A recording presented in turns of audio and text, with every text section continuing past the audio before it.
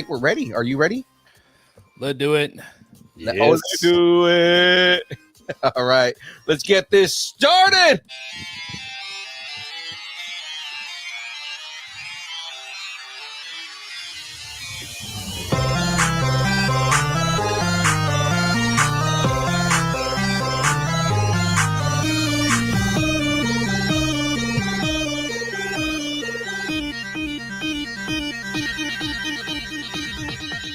Distance nerding.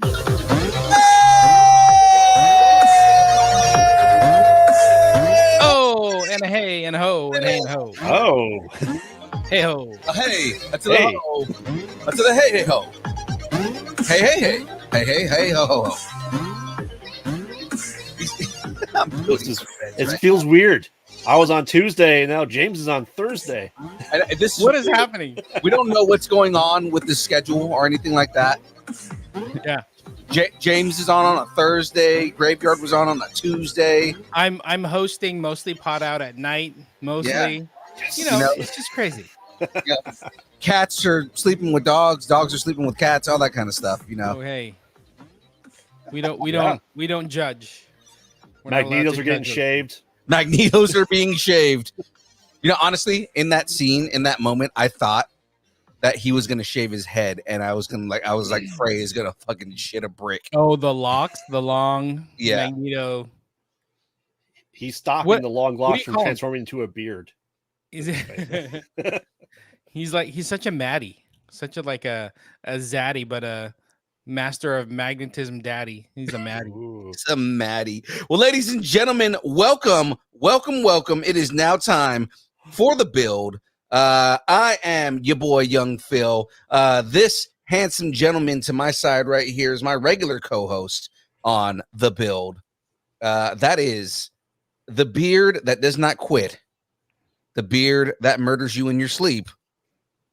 It's Graveyard. Yes, and below us is the daddy of them all, the one and only John Mads 5000, here to grace us with his presence on this so special episode. of I'm the just Build. here to hang out. I'm trying to get away from kids. I'm hiding. You're hiding Turn the in your light normal off. spot. Yeah, I told them I'm mowing the lawn. You know. Mm. In about 30 seconds, two small little girls are gonna run in and start a coup. Right. I like it. Ladies and gentlemen, before we start getting into everything, all the fun things that we do on the show itself, let's talk about keeping the lights on, because, ladies and gentlemen, this show is brought to you by the fine folks over at W. Isn't there a thing for that? Oh, yeah.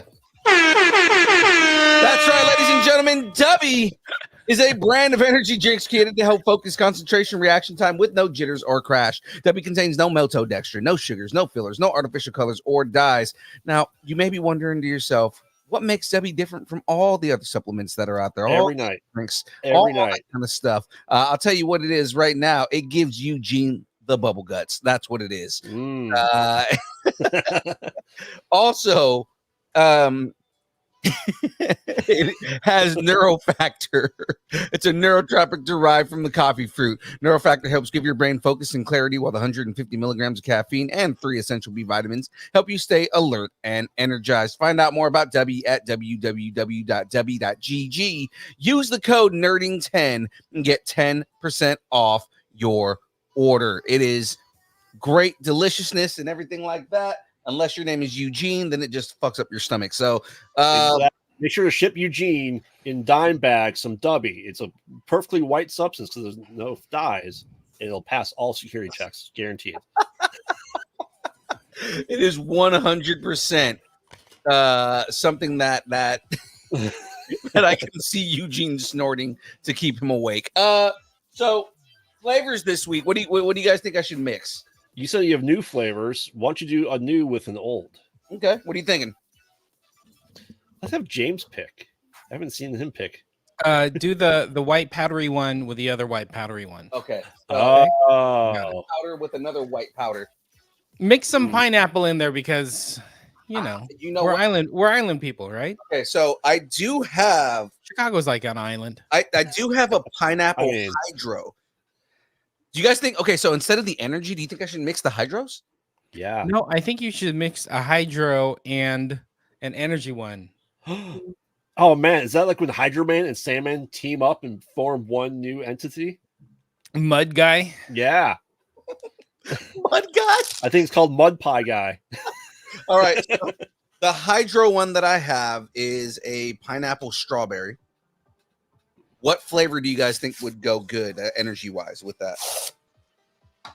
Ooh. Sweet and sour sauce. I don't. Barbecue. I don't have a barbecue flavored. Ranch. The pickle flavored one. There you go. That'd Then be you're perfect. gonna have to pick. What? Do you have a kiwi one? No, there's nothing with kiwi. No kiwi or pickle. Come on, Dubby. Potato. You got a potato flavor? No. There is a potato flavor actually. Oh, great. Sign me up. What about mango? Oh, I do have the mango man. The Calio Dream. Yeah. There's orange and mango. Mango and strawberry goes together. Okay, we can do that. I think that's a good combination here. This is all I need. He's got him that Captain America though. I got that Coke Zero Captain America. I went to Costco thinking like, oh, I'm gonna get a case of Coke Zero, and I'm gonna see all these cool cans. Mm-hmm. It's gonna be so many because there's like 38 different cans or something like that. It's all Captain America. It's all Captain America. Are you kidding me? Because this is America. I love Cap and all, but come on now. You're kind of expecting to get a Deadpool one. Throw me like a Black Panther. Give me a Black Widow, you know? Give me a Groot or something. I don't know. Why does it have to be all Captain America? Well, maybe they're only going with alive superheroes in the MCU. Wow. Oh, Did I mention everybody that's dead? oh my Let's God. get Black Panther and you know, Yeah. Where's Iron Man? No one. yeah. Ego, the planet. Where's Gamora? I need a Gamora one. Darren saying, "Hey, beard guy, I remember the beard guy, I don't remember the beard guy at all. Muttman with the power of chafing." Yes. You guys with If your this was a Gamora can, I would drop it. oh man, you got the soul stone. DeLong What do you do family with that? cosplay said that they got a 24 pack of scrolls. Oh, that's fun. Mm. Well, if you drop the Coke Zero can, do you get a Coke 2 can? Is that what's in your dream? Oh, that's good. Jokes. That's good. You Oh got my God. jokes. This is delicious. You're welcome. See what I do for you? See, I forgot. I forgot what's in that. Kiwis in that. Kiwis and potatoes. kiwis and potatoes. Yeah. See. Well, There you go. ladies and gentlemen, Potato and pickle mixture, and that'll be our kryptonite for the show. I want a can with the waffler on it. I like the waffler. Which is good. Do you know why? You know, who played the waffler? Was that Dane Cook? It was Dane Cook. Not that makes so much trivia. sense. What did I win? Another can of Captain America Coke Zero. Oh, another can. What do you know? Oh my goodness. How you win is with cans of Captain America Coke Zero. What Mhm. is this show that we do on a Thursday? Well, I'm about What- to switch cameras right now and start getting into what we're doing. But basically, we typically interview people while I am building Lego. Oh, Mhm. that's a good concept. I know, I right? like that. I say it all the time. We should do that like every week or something. And no pants. Yeah, And no, definitely. I know. No pants. Yeah. I'm definitely Donald Ducking it right now. it's no pants Thursday. Exactly. Pants are not allowed in this party. Neighbors Yes. hate this day. Or love it. Mine hate it. Funny enough, my neighbor is Tyler. So definitely loves it. Got it. Yeah. He He's is a probably man. sleeping though. He is a man that loves the Donald Duck concept. I mean, you guys are California time. That's about what, noon at this point, right? Yeah. Okay. It's about brunch time. Okay. It's about 11 a.m. All right. Thought so.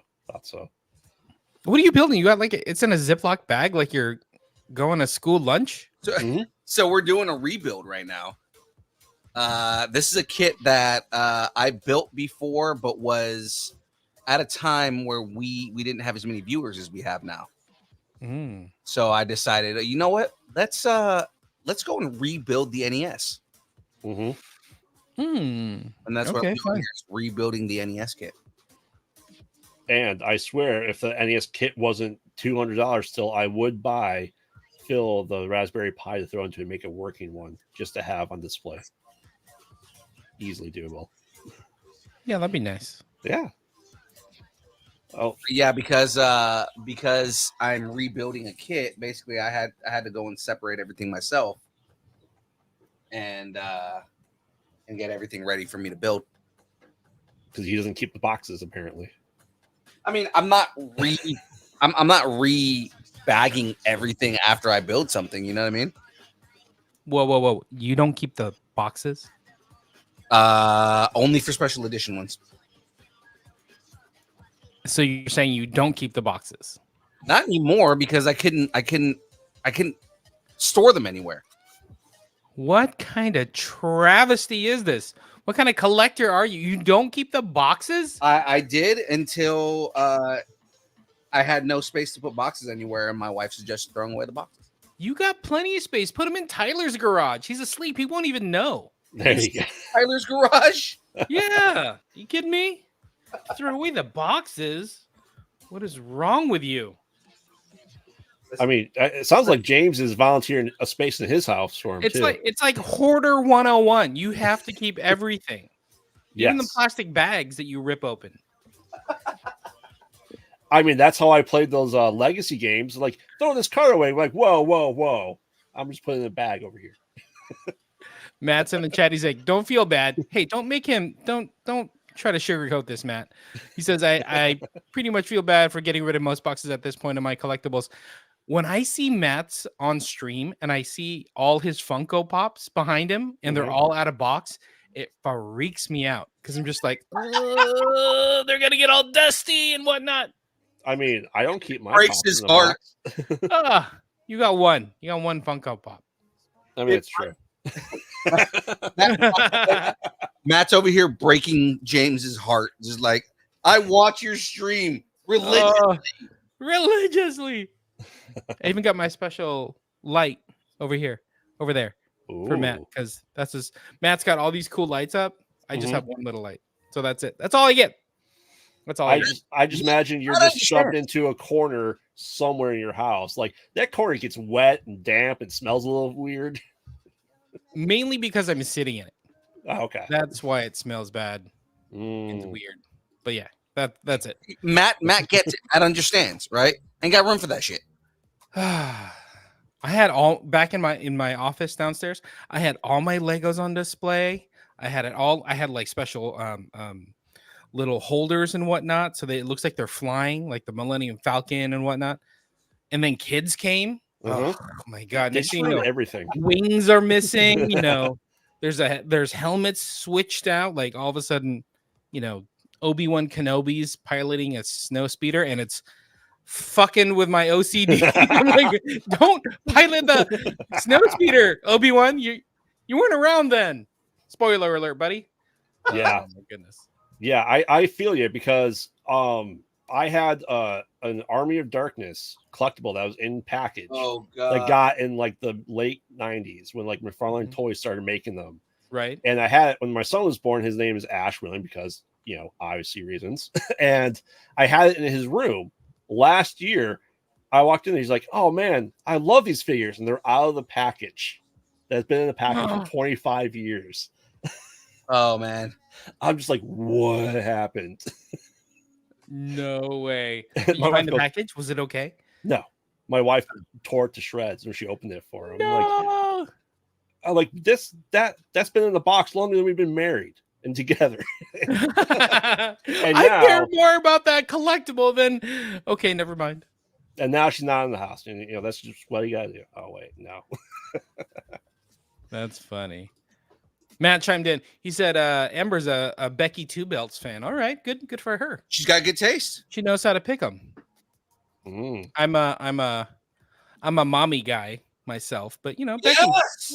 I'm down with Becky. I'm a massive fan of Mommy and everything that she stands for. She's such an evil character. I love You guys have lost me completely. We just dove into wrestling and you have no idea. But I do think this is good for Mommy because I think she's going to come back. She's going out as like a top heel, but she's going to come back and be this chasing for the belt underdog. She's definitely going to come back as a face, whether she's with Judgment Day or not. She's so over. It doesn't matter what happens or what they try to do. Everybody's going to love her and she's going to go on a title run. Do you agree with me, Grave? Oh yeah, absolutely. And then the Undertaker's come back and be an American badass on his chopper. Oh wait, that's when I stopped watching it. That was a good time. But after that, when the dead man became, essentially Kid Rock, I called it Kid Rock, a really tall Kid Rock. Yeah, you're right. yeah. I'm like, oh, he's Kid Rock now, cool. And then That's Kane's funny. like, remember I was burnt and horribly disfigured? No, I'm not. Sorry. Get a motorcycle, Kane. Quit crying. You know what's funny? You know what's funny is Kane, when he took the mask off, basically was Dr. Doom. Because he was just like, I'm horribly disfigured. I'm so destroyed and broken and burnt. And then he takes the mask off and is like, there's no burn. You'll be fine, Glenn. Quit crying, Glenn. You're gonna be mayor one day, Glenn. Just relax. Yeah. Remember, Glenn is still a massive man of a man. Okay. I mean, I just remember when he had the voice box going, Michael Cole, I think I love you. Oh my God. No, the best part of all time, the best part of that box was when The Rock was making fun of all of them. My name is Kane. My name is Kane. I am a Rudy Poo. Oh, good wrestling talk. So much fun. See, if you talk 90s into 2005 wrestling, I'm right there with you. I like it. But then I stopped backyard wrestling because it hurt too much. Oh, gotcha. By the way, you're gonna have to be patient with everybody or with us because our guest is coming, but he has other things and he's graciously so kind of him that he is carving out just a fraction of his day to spend with us. So we're gonna hang out and just relax and lose graveyard on wrestling talk and make fun of each other. It's gonna be great, but I mean, or Brian's coming. We can role play some games and talk about some RPG brackets. Start the bracket for now. Exactly. So I know these. I couldn't find a Bluey RPG yet. They haven't made one yet, James. So I'm hoping RPG. They may have a Barbie's Pretty Princess RPG. I'm not sure though. I would take that. Also something James would 100% play. Yeah, exactly. All right. So our new bracket, because we are talking all things collectible retro with our guest that is coming later tonight, we have talked about RPGs. We took 32 of the biggest RPG franchises per should do. And My Little Pony RPG is pretty sweet. Matt covers every base. I mean, I'm pretty sure our guest we had on a couple weeks ago made Barbie games or My Little Pony games for cell phones. He did. Game Boy Advance. So, Very cool. Very cool. All right. So if your favorite RPG is not on this list, please write to distancenerdy@AOL.com and complain. If your favorite RPG is not on this list, specifically write to Liam at Distance Nerding. That should do. Yes. Should do. What are you doing, bud? All right. So let's get into this RPG, shall we? So first up, we have probably the biggest RPG of last year, Baldur's Gate. Ooh. Versus Dragon Quest. Oh. So yeah. Off the bat. Yeah, these are all going to be tough decisions, quite honestly, I think. All right, so we're talking Dragon Quest versus Yep. Baldur's Gate. Yes. Baldur's Gate is. Oh, am I making say a long pick right off the bat? Oh, did he? God damn it. So Baldur's Gate is basically D&D as a video game. Mm-hmm. Dragon Quest is just a great game.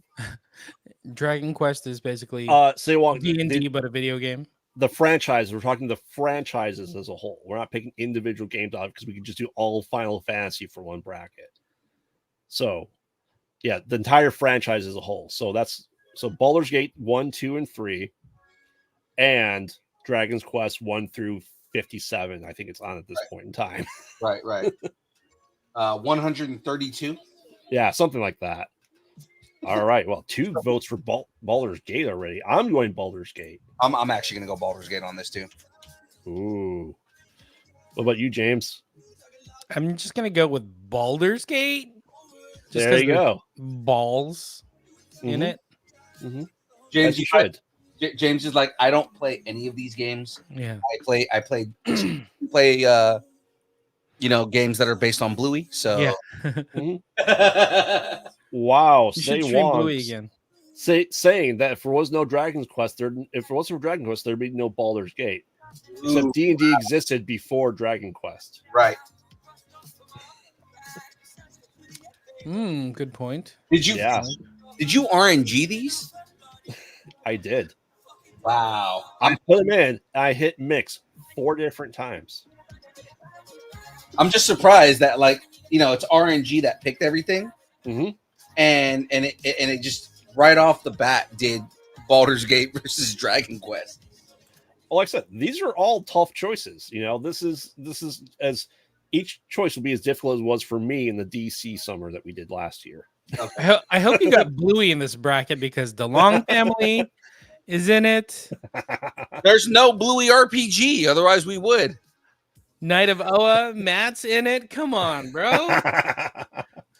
Well, James, the next time you're on, we'll do a best Bluey episode bracket just for you. Oh my god, I'd be so. I already know the winner, but that's fine. It's Facey Talk. Facey Talk is the winner. Facey Talk, okay. It's so good. I will have my kids answer these too when we do the Bluey one. Put them on. Oh, I want to hang out with them. I still have not watched an episode of Bluey ever. Your life is incomplete. I can tell you that much. Mm-hmm. But yes, say along. We're talking the video game franchises. But he says Dragon's Quest. It was so wow. We got Bluey chat blowing up. See? Hashtag Bluey for the win. Exactly. Keepy Uppy's kind of an RPG. You know what I mean, right? No, it's not. Okay, it's not how RPGs work. Okay, It's not how it works. It's not how any of this works. Not how any of this works. All right. Well, Baldur's Gate is moving on because everyone else voted the Balds. Everybody else voted Bluey, so yeah, exactly. All right. Next up, we have Romance of the Three Kingdoms. So huge classic that really spun off into Dynasty Warriors. Versus the Elder Scrolls. Ooh. So really old versus new. Yeah. Well, old, new being, they haven't made a new game for 10 years and keep playing on the new systems. Yeah, but I mean, ESO Online and just on its own, kind of wins it for me on this. Mm. Yeah, because I would say Elder Scrolls Online just kind of takes it for me. Oh, is that what you were doing? You were abbreviating it? Come on. Bro. Yeah. It's not that cool. ESO? Yeah, it is. I mean, Online's a pretty good game. I mean, I would vote Elder Scrolls, but then I took an arrow to the knee. That's pretty good. You know that meme, James, right? Yeah, no idea. Okay. In Skyrim, you had your ACL replaced. Exactly. James has no idea. He's not a Skyrim guy. I mean, Skyrim's been out for like 15 years at this point. And they've done upgraded graphics like 3 times for 3 different consoles. And they're still not planning the next one for a new system anytime soon. There's supposed to be a new Elder Scrolls game coming out, but I mean, like, they just announced it, and like once they announce it, it's like another 10 years from when they announce it. So right, I think they're competing with Grand Theft Auto, so you can go the longest between sequels and hyping it up for that entire time. that tracks. GTA 6 win. What year is it? 2023. 2028 sound good for you? Yeah, right. Say Wong said Skyrim is still a thing. It is, because the new meme is, it's not will it play Doom, it's will it play Skyrim. Because people have played Skyrim on their smart fridges. How do you take that message from Sewong? Is it sarcastic? Skyrim is still a thing, or is he saying Skyrim is a thing? Oh no, it's sarcastic. Oh yeah. Because it's Sewong. I got it. Okay. Yeah, because it's Sewong. We know him well enough. It's all sarcasm. Everything comes out. Sewong. Having never heard him speak in person, definitely it's sarcasm. I can say that with this. I have heard him speak in person. I have too. I gave him your pot out at night shirt, and he's like, "It's the wrong size." And I'm like, "Well, a thank you would have been nice, say Wong, but here, I heard. you can have it anyway." Oh, thanks. He is a surprisingly calm dude. Yeah. Shout out to Say Wong. Yes. Good dude. All right. Keep it so going. once again, Romance of the Three Kingdoms versus the Elder Scrolls. I know Phil says Elder Scrolls. I'm saying Romance of the Three Kingdoms because it spun off into Dynasty Warriors, one of the best Chinese-based fighting games, I guess. What do you think, James? The first one? Elder Scrolls? Yeah. Because that's the one I've heard of. Unless you put Keepy Uppy against that. If it's Elder Scrolls Online versus Keepy Uppy, I'm going with Keepy Uppy. Okay. Good to know. Good to know. But until then, Elder Scrolls. Okay. So that being said, Elder Scrolls does move on. I think I'm 2 for 2. You are.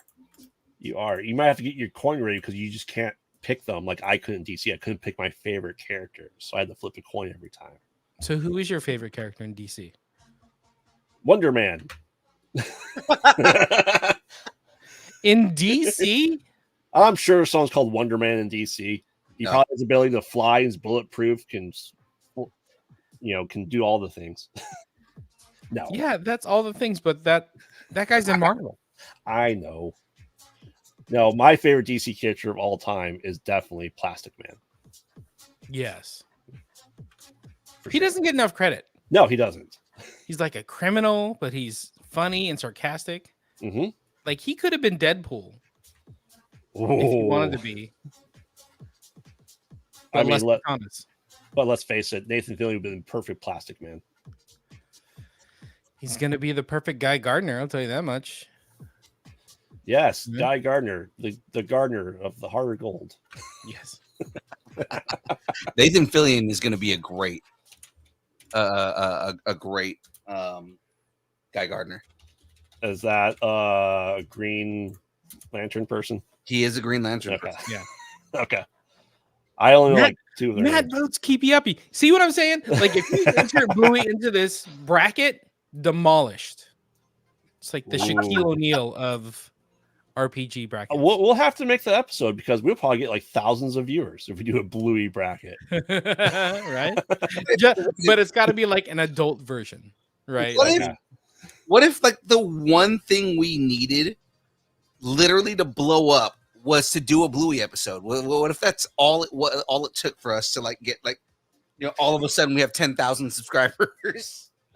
See, that's what I'm talking about. We might have something on. Who put a thumbs down? How do you do that? I didn't even know you could do that. What? All right. I didn't know you knew that.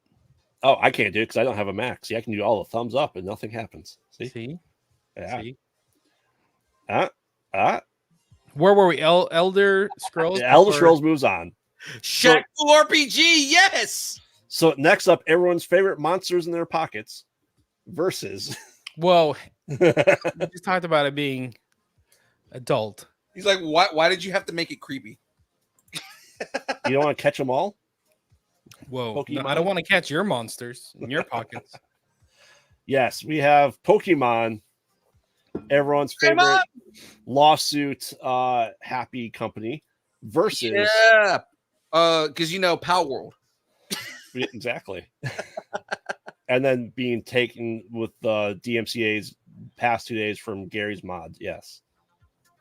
Oh, have they?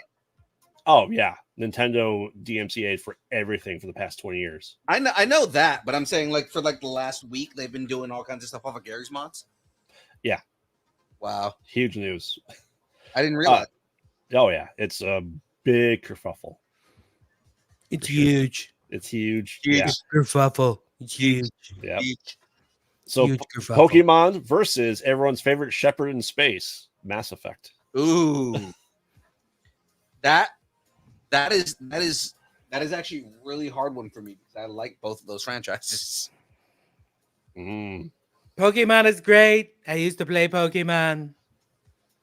I created Pokemon. It's great. Shut up, Yes. Dom. He was playing Pokemon in the 80s. Right? Exactly. So now he's My named hotels, they were Pokestops. It was great. exactly. Anyway, sorry. You Pokemon? know that's a possibility, right? Yeah. Oh, easily. Wow. So I am saying Mass Effect because I don't need to catch them all. You may have to do a little tally on this because I'm seeing Pokemon, Mass Effect, Pokemon. You're saying Mass Effect. I I have a sheet that I go off of and keep tallies of everything. yeah. No, that's smart. I try to be sometimes.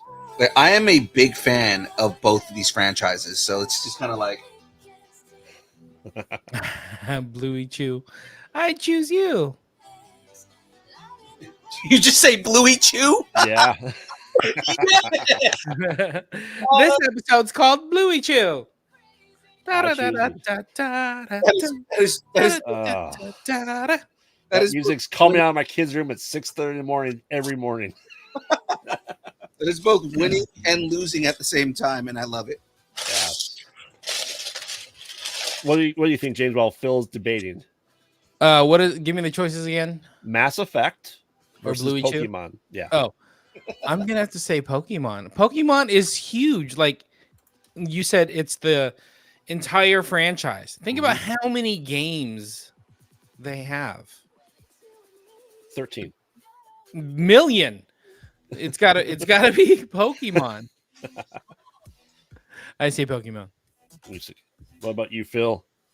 I'm actually starting to lean more Pokemon more than anything right now. Yeah, see, you're welcome. Oh wait, Ooh. we made But see- Matt mad. But see, Oops. Mass Effect, I change it. the reason that I'm leaning Pokemon is because as much as I love Mass Effect, I love that franchise. It's one of my favorite games.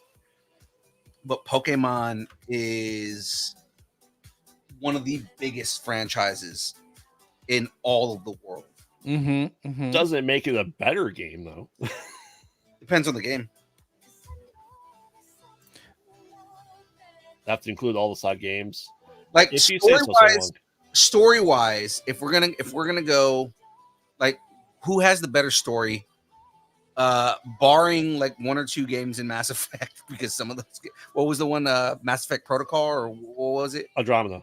Andromeda fucking sucked. Whoa. But like barring Andromeda, the rest of the and the ending, the original ending in Mass Effect 4, those are kind of like where we're at on that. So I mean, I love Mass Effect, but I think Pokemon ultimately takes it. Pokemon. Is that how we end that one? It Yeah, is. exactly how we end. Yeah. It is. Perfect.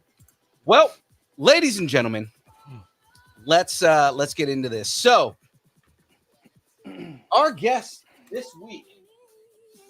Hold on, I gotta move over here. Are you switching cameras? I'm switching cameras just for a moment. At every All right. point, Phil trips on the cables in his office. I do. I've tripped over the cables all the time. Sound engineer, guys. Mhm. This is what happens when you're an engineer, right? You just have to deal with Yeah. all of this. Neat freak is not. Exactly. So, ladies and gentlemen, this week's guest is a husband of one, father of three, lover of comedy, history, toys, books, Star Wars, Star Trek, and just about anything original. Founder of the Nacelle Company, developing, producing, and distributing feature and documentary films and TV. Lover of toys, turning all of our childhood nerd dreams into a reality. Ladies and gentlemen, please welcome to the build, Mr. Brian Volk Weiss. Hey, how's it going? Oh, we're doing great. What's happening? Can, How are you, can I- sir? Can I start this off with an embarrassing question? Absolutely. Always. Am I 5 minutes late or 35 minutes late? 35. Well, Oh, both of those are wrong. You're about I am 37 minutes so late. sorry. I wrote. It's my fault, obviously, but I wrote. My handwriting is bad, and I wrote. It literally looks like it says 6:30 and 6:35 on a post-it, and I looked at it too quickly. So I was raised to never be late, and I feel horrible. So I No apologize. worries. I actually, 'cause I sent you a message because I was like, man, I hope nothing bad happened. Like, it's just, No, yeah, well, I'll tell you what happened. It was bad. My handwriting sucks. oh, okay. Well, that's Yeah. that But makes- anyway, good 6:30 be to here. 6:35. Good 6:30 be to 6:35. That's a short show. here. That's a short show. I apologize. What time is No the worries. show over? the show goes until 8 o'clock Pacific. Oh, all right. So We've we're got all time. You We've got got plenty. time. You're We're fine. good. Hey, Brian, as long as by the end of this, you could say that you're our best friend and not Geek Saga in the chat's best friend. As long as that happens, everything's fine. All right. no problem. The Ah, least yes. I can do. Yes. I love it. I love it. I just have to make fun of Geek Saga because they're buddies. Yeah, Eugene's my buddy. I love him to death. Yeah, even though he's an MP, but we're gonna continue doing all that. That's you. All right, let's Well, dive in anyway, though because let's talk geek shit. let's do it. Exactly. Okay. Let's talk geek shit. So before we jump into all of the fun stuff that we have ready for you here, we've got to ask you the question that we ask everybody that come when they come on the show. So before we get into these fun projects and everything, we have a segment on the show called our show Distance Nerding called Growing Up Geeky. This is a loaded question, knowing everything that we know about you. What did you geek out on when you were a kid? Oh, I mean, Star Wars, Star Trek, that, those are always on a shelf by themselves, literally and metaphorically. And then right below it would probably be I guess right below it would be G.I. Joe and Batman. Yeah. And then right below that would be, I guess, Legos and Transformers. Nice. This all works because I don't know if you noticed before, I'm wearing a Cobra Commander shirt right now, and I'm building an NES out of Lego. So I mean, like, this all matches up right now. I have that set. I have not opened it yet. That's the Oh. Mario one, right? Yes, I'm actually Yeah. rebuilding this. So we actually built this when it first came out, but we were a much smaller show back then. So now that we've grown, it's like, okay, well, I'm gonna rebuild it for all those who didn't get to see me build it the first time. Oh, all right. Well, listen. I would not have the cojones to do that twice. So my heart goes out to you. So you have it still in box. So you're saying you haven't thrown away the box? Oh God, James. 'Cause we just had a Steve. By the way, can if we're talking about, I wasn't planning on talking about this, but I have a crazy Lego story. Yeah, please. Ooh. always. The show's called The Build. We build Legos. So Perfect. last Sunday, I am driving with one of my sons to pick up my daughter from a play date. Mhm. We're a little early, and I see an estate sale. I love estate sales. Right. Mhm. So with my son, we go in. It's 335, 340. It's over at 4. Okay, Okay. I'm going to show you this. That's good. The pictures, the visual aids. That's great. Yes. For those of you who are going to be listening to this later, let's go back and watch the show. All right, Yeah, here we the go. long You camera. ready? Yeah. Ooh. Ooh, look at that. Wow. That's like That's a OG. hall right there. Yes. Wow. That That's is a OG straight up Lego hall. City. Yes. Oh yeah, look at that. Oh, dude. You just need those plates, those like 1 foot by 1 foot plates, the green plates. Oh my god. They don't cost Look much. at that. Wow. That's awesome. Dude, So- that's ridiculous. So let's take some bets. Okay. Uh-huh. How much do you think this cost? Well, let me see. Since they have boxes, they're worth a lot more. Jesus. 90, He's not asking what they're worth. He's saying what he paid for. 90% have the instructions. Oh man. At an estate sale, my guess is $1 a set. How dare Okay. you? That's No, an that's the estate thing sale. is, at estate sales, they're just trying to get rid of that stuff. So Yeah. it's Well, you're right, and that's why I told you what time I got there and what time it Uh-huh. closed. Because I think this would be a very different story if we'd been there 3 hours earlier. Yeah. oh man, that just tells me the price was driven even lower. There was a lot there though, so I'm gonna say $100 Okay, for all For of the for all lot. the sets. for the all lot. right. Yeah, for the We whole got like $20 and $100. Yeah. Okay. What do you think, Phil? Bid Bid 0. 0. You got it free for free. I'm gonna go 150. How dare you? $40. Oh, Wow. I should I have didn't go over. I should have went with my intuition because I originally was gonna say 50. $40. One of those sets, it's the one with like the white and red canopy. Yeah, yeah. That set alone is worth about 400. Now, did you feel bad? Did you feel bad at all? Just Well, I don't know if you're aware of how estate sales Uh-huh. are started, but it's usually with the death of the Mhm. person who owned Right. the stuff. Mhm. So, I mean, I got to be honest with you. Part of it, I guess, if I had to guess why I didn't feel bad, I don't know if you could tell, but it was in big boxes with like moving tape on the top holding it in. Mhm. I didn't even know what I got until I got home.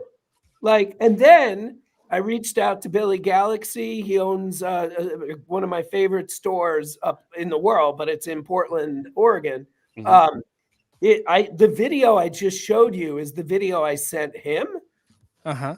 and it was only him who was like, "Dude, what the hell?" So that's when I found out what had happened. Yeah. Oh my gosh, that's awesome. Wait, the man. last thing I just want to say about this, I have heard everybody I know tell stories like this. This Uh-huh. is the first time it's happened to me. Like, I never, ever, like, my friend Rich was at the Pasadena flea market, the Rose Uh-huh. Bowl, and he got he got the huge Robo4 set in the box, mint, stickers weren't on, and every single Robo-Force in the box, $80. Oh, Wow. So that's everyone has these stories but me, and I finally have one. You finally got a story. Yeah. Hey, that would make a good TV show. I'm just throwing it out there. But we're in production now. It's called The Beards That Made Us. There you go. And There given it is. that one of our hosts' nickname is The Beard. That made us. By the way, you'll be hearing from our lawyers in an hour. I apologize. Sorry about that NDA. Sign it to distance nerdy. There you go. There you go. Anyway, thank you for hearing me. Absolutely. Oh my god. That's awesome. So though. good. So good. So have you always been into toys? Because I know we were going through your kind of resume and going through Nacelle, and it kind of feel. Did you start out doing comedy production or? So no, I mean, I started off as a kid playing with toys. Yeah, as we and all do. there- As we all do. You know, again, there's no way to know. Hey, what's up, Chuck Copper? I was just watching a scene with him about 2 hours ago. Oh. He's the star of episode 4. No, you know, it's funny. My only theory, because as you know, everybody starts off with toys, but 99% stop around 12. My theory is I'm an only child, and you know, I just needed friends, so it went a little longer. And then I remember vividly being in college. It was probably my sophomore year, I think. I was in a comic book store that had toys. And I remember one day I walked in, so you know, I'm about 20, and they had an ATST, and I never had one. And it was $20. And that was the first time I ever bought a toy knowing that I wouldn't play with it and it would just go on a shelf. And from that day until Toys That Made Us getting greenlit, Yeah. I owned about 400 toys. Wow.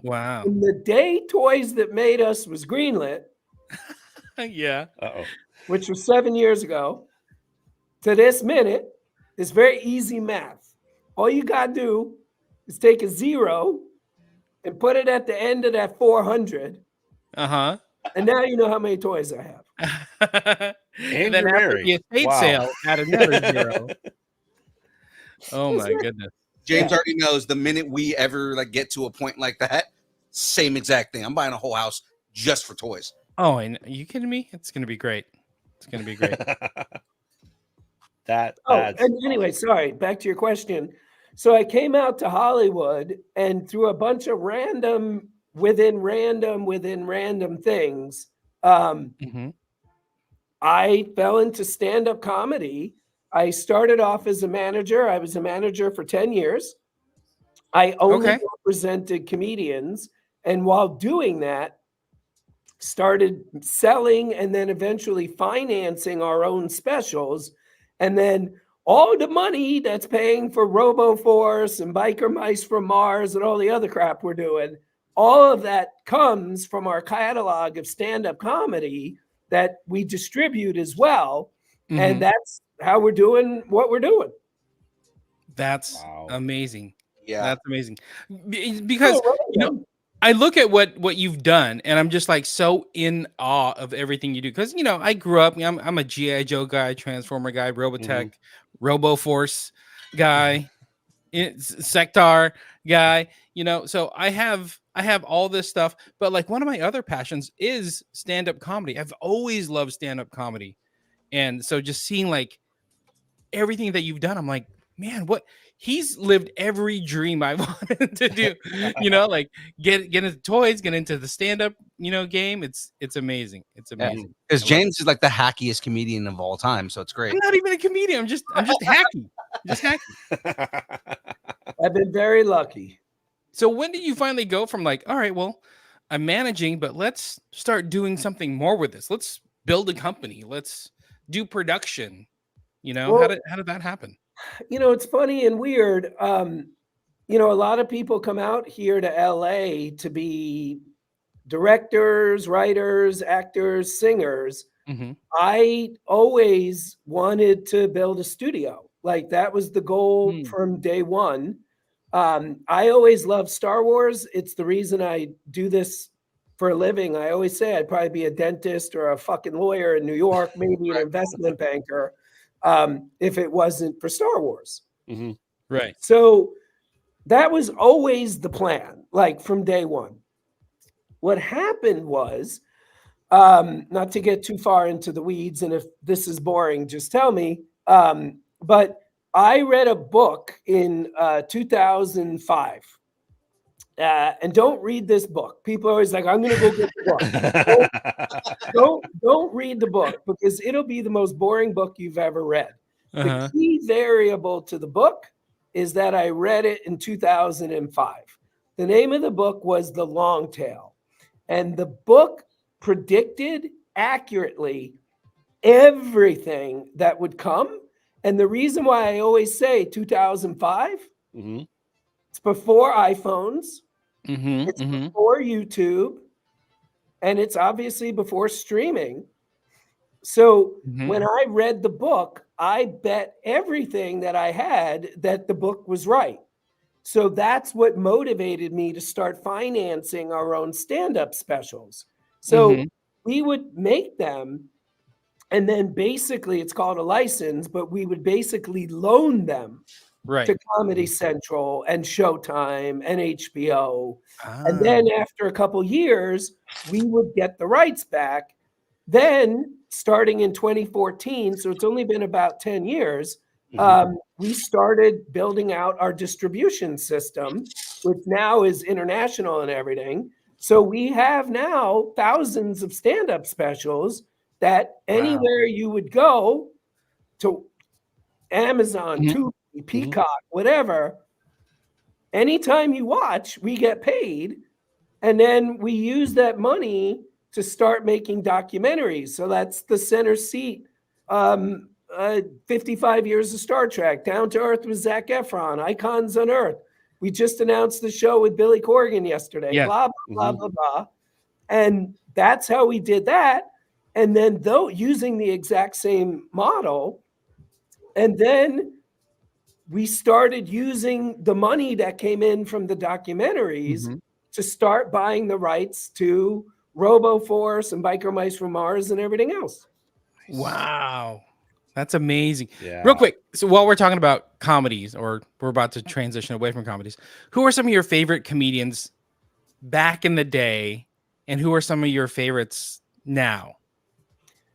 You know, I didn't really grow up with comedy. I got into it when I moved out to LA. So the only comedians I was into were like the ones you would think.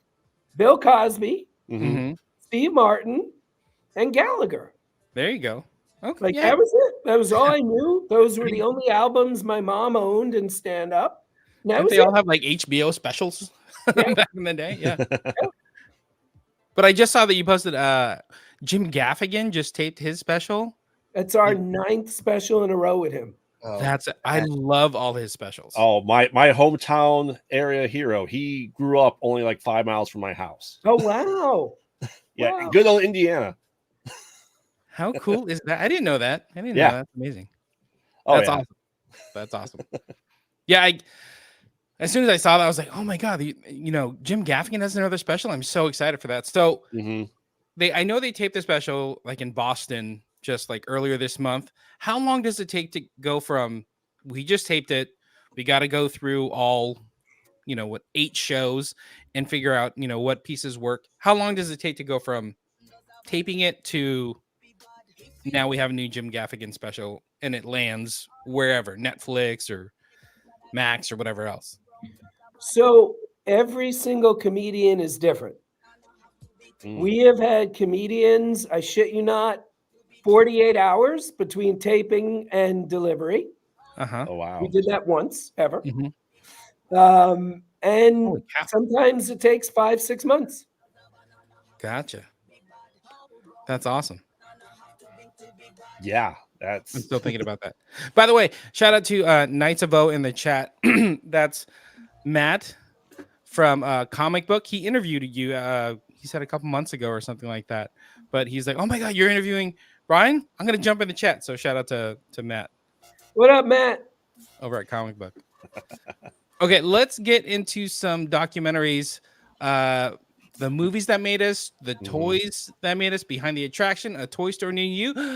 There's a distinct like Nacelle style to your shows, and I love them. It speaks to me being that same kind of kid, lots of toys growing up, latchkey kid, that sort of thing. It's very easy for me to digest. Can you tell us about like how you got there to make a blend of comedy information, but creating these documentaries in a specific. We keep saying the Nacelle way as we were talking about it. I What don't does it mean find to a be, voice? I don't mean to be an asshole, but it's I feel like I'm being an asshole by not say it. Just it's Nacelle. So Nacelle, excuse me. you can say it however you want, but I just want to let you know it's usually Nacelle. It all starts with Toys That Made Us. Uh-huh. I have been trying to sell that for 7 years, Wow. and it wouldn't sell. Then, and it goes back to stand up. I was doing all this stand up specials with Netflix, and very luckily, this guy Devin was in charge of stand up licensing at Netflix. He was promoted to be the first head of Unscripted. So we were already friends, and he already knew that I love toys. So is that my music? I want to make sure. I can turn that down. I want to make sure it's not me. No, I don't want to be in trouble later. So basically, he bought the show, and again, at that point, all I've done in my entire career is comedy. So I just hired all the editors I knew. I hired all the story producers I knew, and we were all comedy people. So we just made the show we wanted to make, and then it came out, and everybody was like, "This is brilliant." It's like it gives us the information in the story, but it's also funny. And we didn't even realize we were doing that. We just did what we do, and that was it. And then it did so well. By the way, very few people know this. Toys That Made Us is either the first or second Netflix unscripted show ever. And Movies That Made Us is the first spinoff in the history of Netflix of any genre. Really? Oh. So it's weird, man, because the way actors get typecast, so do producers and directors. So once Toys and Movies That Made Us was a hit, everybody started calling us and saying, "Hey, what else you got? What else you got? What else you got?" But at that point, knowing what I'd already learned from stand-up comedy with the licensing, I decided, for the most part, I didn't want to just make shows and say goodbye, and that was it. So that's when we started self-financing our shows. And again, the first one is this thing we do for Netflix called Down to Earth with Zac Efron, which, of course, is not a geek show. But then right after that was The Center Seat, 55 Years of Star Trek, which we did for History Channel, 11 episodes. And then almost everything we've done since, except for like what we do with Disney Plus, is, we just do it ourselves. We greenlight ourselves, and then we license it while we're making it. That's so interesting. So you just go off your passions. Like, hey, I think this is going to work. Let's make this happen. That's so cool. So, I mean, that sounds amazing. So, one of our good friends, Andrew Lung from Toy Fusion here in Sacramento. Love it. He was on Toys Near You, season 3, episode 4, I believe. But we were talking back in the day. We've been friends for a long time. What was it like navigating the pandemic and trying to do these shows, especially when they're, kind of out there, like Toy Store Near You got to go to all these different places. How did the pandemic change how you were doing these shows? I mean, it changed everything. Yeah. I mean, we did a Toy Store Near You because of the pandemic. Like, it wasn't like we were making it and then the pandemic happened. When the pandemic happened, we were like, what can we do to help the stores? So it was like, well, we're a production company. So, but what also happened was we were in production. We had already been greenlit for season 2, 3, and 4 of Movies That Made Us. And we just expected we'd be shut down. But Netflix was like, if you could figure it out, go. So we built what we call, and we still use them. We used one today in Tokyo, actually, or this morning. They're called remote kits. And it's a box. So like, let's say we were going to interview you, right? We'd FedEx you the box. You'd open the box, and there would be some instructions. And the instructions, so there would be a camera, a tripod, a light ring, and then another camera that lets us see what's going on so we can help. Mm-hmm. You would set the whole thing up. Oh, wow. You'd hit record, and it would beam the footage to a hard drive in the case and to our main server room. Holy cow. Actually, That's so dope. Behind me. Yeah. And then when we were doing movies that made us, and like I said, we still use this in the box because each kit can basically support 4 to 6 interviews, depending on the length. So we would put FedEx labels for the next interview. Wow. So you would pack it all back up, take out the next label, put it on, and you'd FedEx it to our. So if you watch Elf, RoboCop, any of those were all shot like that. Aliens, like we shot Sigourney Weaver with one of those. Wow. That is amazing. I love the behind the scenes stuff. Yeah. Like you had like a home chef for TV. That's crazy. I mean, I'd be remiss if I don't ask this because I love horror. I have a horror sleeve and sci-fi leg, and especially with the Halloween specials that you did with the movies that made us. Now, how did you pick those specific horror movies? Were it something that you grew up on, or is it just these are the most popular, most well-known horror movies? So I got to be honest, I'm not a horror guy at all, like 0.0. Everything I know about Nightmare on Elm Street, Halloween, and what do you call it? Friday the 13th. Everything I know comes from the movies that made us and making those episodes. To answer your question, how do we choose? I look for this thing. It's very sexy, very sexy. You're going to love this. It's called multi-generational constituency. And I learned this, and this, I mean, we use this on Toys That Made Us. So, I mean, this is very deliberate. And this is the best way I can explain it. I'm 47. I played with Bumblebee. My now 6-year-old plays with Bumblebee. And all the people in between us, the 22-year-old kid in our mailroom, I guarantee you, they played with Bumblebee. Yeah. Right.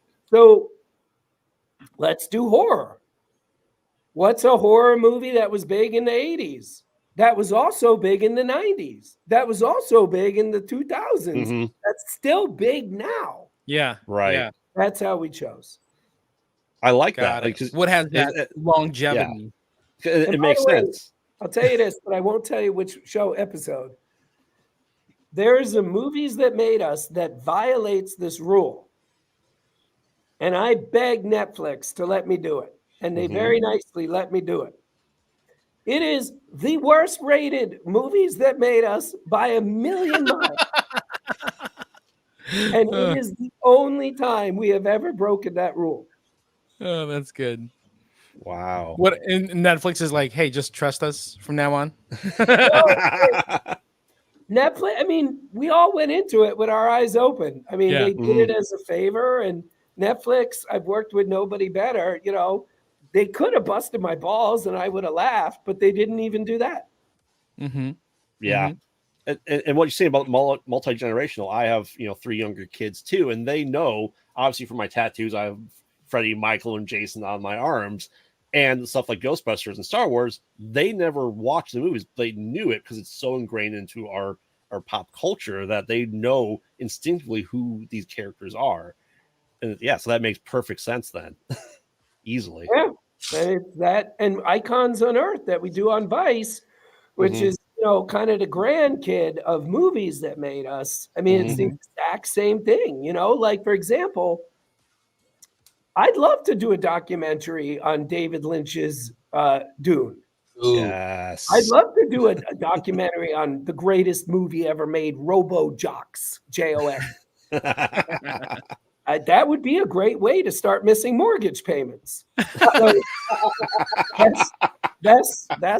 how we choose. So funny. So how does it go from like you're making all these decisions, you're following your passions to working like we know you're gonna work with The Rock and you're gonna work with Ryan Reynolds and their production companies on Robo Force and Biker Mice. How does it work working with other people, letting other people's voices come into the room, so to speak? Does that make sense? Letting someone else play with your toys. Yeah, there you go. Great way to put it. First of all, with both of them, we were already working with them. So we do the show on Disney Plus called Behind the Attraction Yeah, with that's true, Dwayne, that's with The true. Rock. And we do the show called Discontinued with Ryan Reynolds and Maximum Effort. So it was a very easy phone call. Let me put it that way. We want voices. Now, they have to be like-minded. But if it's all me and my brain, it's going to be terrible. I mean, look at the Clone Wars. George Lucas launched it, but other people, George Lucas didn't create Ahsoka Tano. Right. Yeah, Filoni. Yeah. So, like, you want other voices. That's interesting. Yeah. I have to get Bruce Campbell's number from you if you have it, just so you know. You have it. That's all I'll say. Okay. Tell Tell me when we're close to the number. What's that? I said, tell me when I'm close to the number. I'll see how close I am. He's going to start the number. Start saying numbers. Have you had any kind of wow, I can't believe this is happening moment? Seems like you've had a steady string of like, these are really cool projects. Is there anything that's like, oh my gosh, this is a milestone? Or also another thing would be like, do you ever get imposter syndrome? Like when you start seeing like, because you have what, 3 Grammys or 2 Grammys?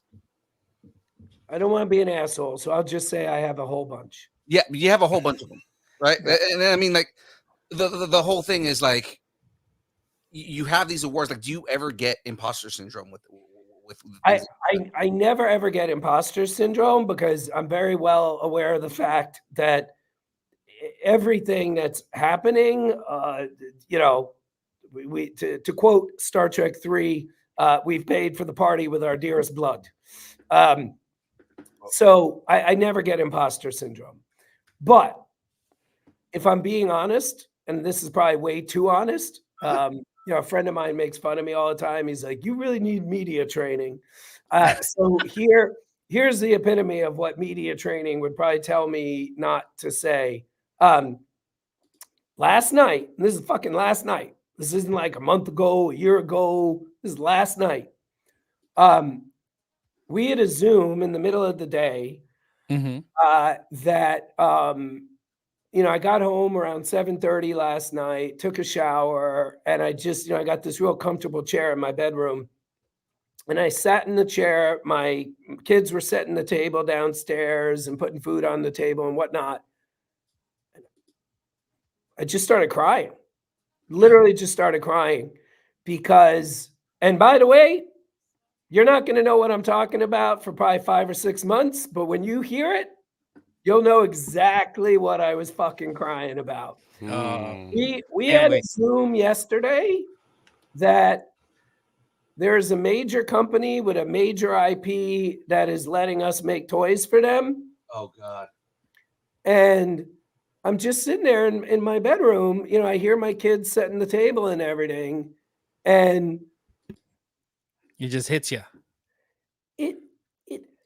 I used to say for a long time, it was surreal. I now have started to say, it feels like I'm in a dream. Like we're making the toys for The Expanse. Yeah. No way. Really? Like, that's right. No, you I remember you announcing that. So like we were at WonderCon and I was sitting next to Wes Chatham at the panel. Like it's literally like living in a dream. I'm friends with Billy Corgan. Like it none of this seems real. And the best way I can explain it to you is like, if you took my schedule from this week, just this week, meaning the week we're in, not some week I'm specifically picking from February. If you took my schedule this week and you scanned it and you faxed it to me 2 years ago, it would look like science fiction. Like, I mean, it literally, I mean, there is stuff now going on every week that even 2 years ago doesn't make sense. I cannot believe I have anything to do with biker mice from Mars. Right. Like, I cannot believe that, let alone what I actually do with it. Like, Right. I say something and it affects biker mice. That's a dream. Yeah. That's amazing. Yeah. Well, that's good because you mentioned like you walked in and you saw that ad and you bought it for $20. It's not a $20 toy anymore, but all of us, we're still those guys where like, do I have $20 to buy that ad? Maybe we do, but I'm still gonna buy it. I want to say for the record, I still am that guy too.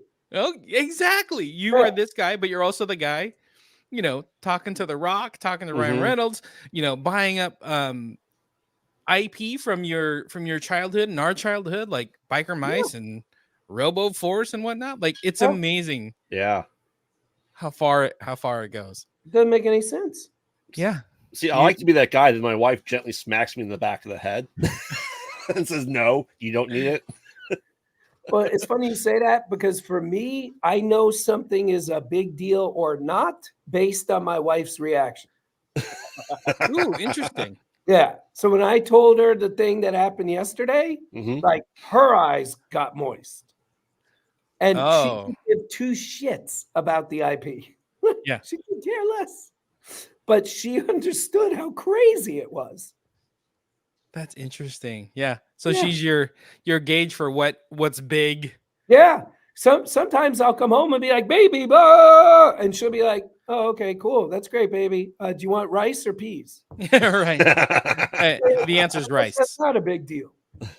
I'm Filipino, so the answer is rice. So just throwing it out there. I karaoke'd once in Tagalog at a Filipino restaurant, and the cooks came out of the kitchen.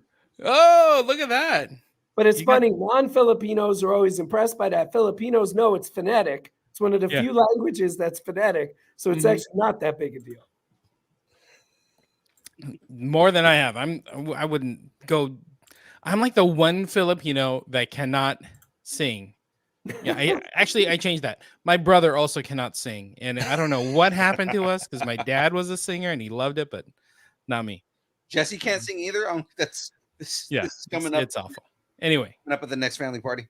Anyway, so can we talk about before we get to Billy Corgan?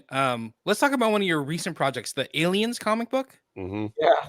Was that your first dip into comic books? Because one, that's the coolest like premise ever. Like the what if this happened in Aliens? That's the coolest thing ever. But like also getting to work in that franchise, so I don't know. I don't even know where to start with this. How did this project even come about? I'll answer it, but it's funny. Your prior question, where you were like, "Does this all how do you feel about all this?" Yeah. I mean, that probably should have been the first thing I brought up. Yeah. So listen to the story. Listen to how insane this is. I love it. Do you know? Have you ever seen that show, The Goldbergs? Yes. Oh, yes. So The Goldbergs was created by a guy named Adam F. Goldberg. Right. Always busts his balls about the F. Gotta have the F.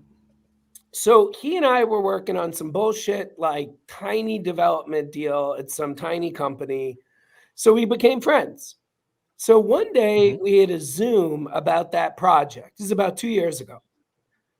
The Zoom is ending. Everybody popping off. Adam goes, "Hey, Brian, do you have a second?" I go, "Sure." He goes, and by the way, I just want to tell you something.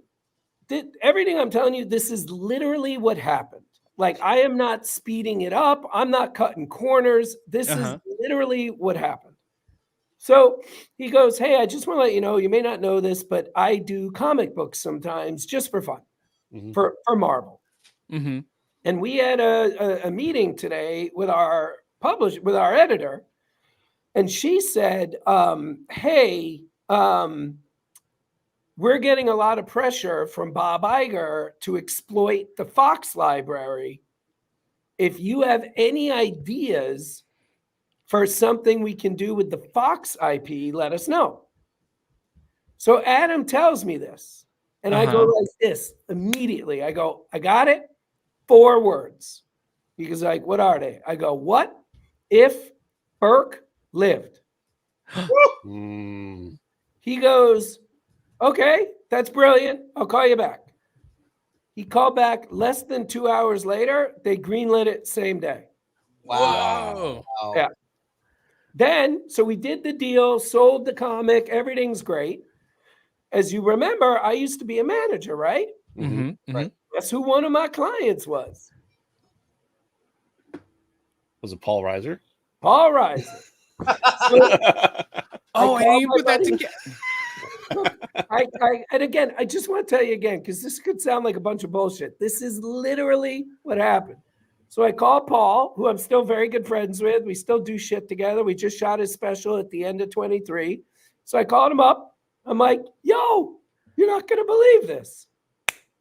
And he was on board. That's awesome. Oh my God, that is amazing. Yeah, that's how it happened. That's really cool. So what was the I guess a writing room? What was the writing room like with Paul and So going through that process? I don't mean to be the guy to tell you there's no Santa Claus, but there was no room. So the way it works is each issue was assigned to one person. Okay. That person would write the first draft. Mm-hmm. The first draft would go to everybody. Everybody would give notes. Mm-hmm. Then we would get a second draft, the third draft. Then the third draft would go to Marvel. Marvel would give us their notes. Mm-hmm. And then we would basically do what they told us to. And then about 2 months after that, we started getting artwork in black and white. We'd give notes. Then about a month after that, we'd get color. We give notes.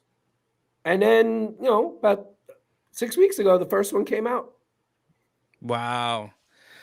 That's pretty cool. I mean, I'm like toys, TV, movies, documentaries, like, oh, he hasn't done comics. Yeah, let's do comics now. So it's crazy. You're doing it all.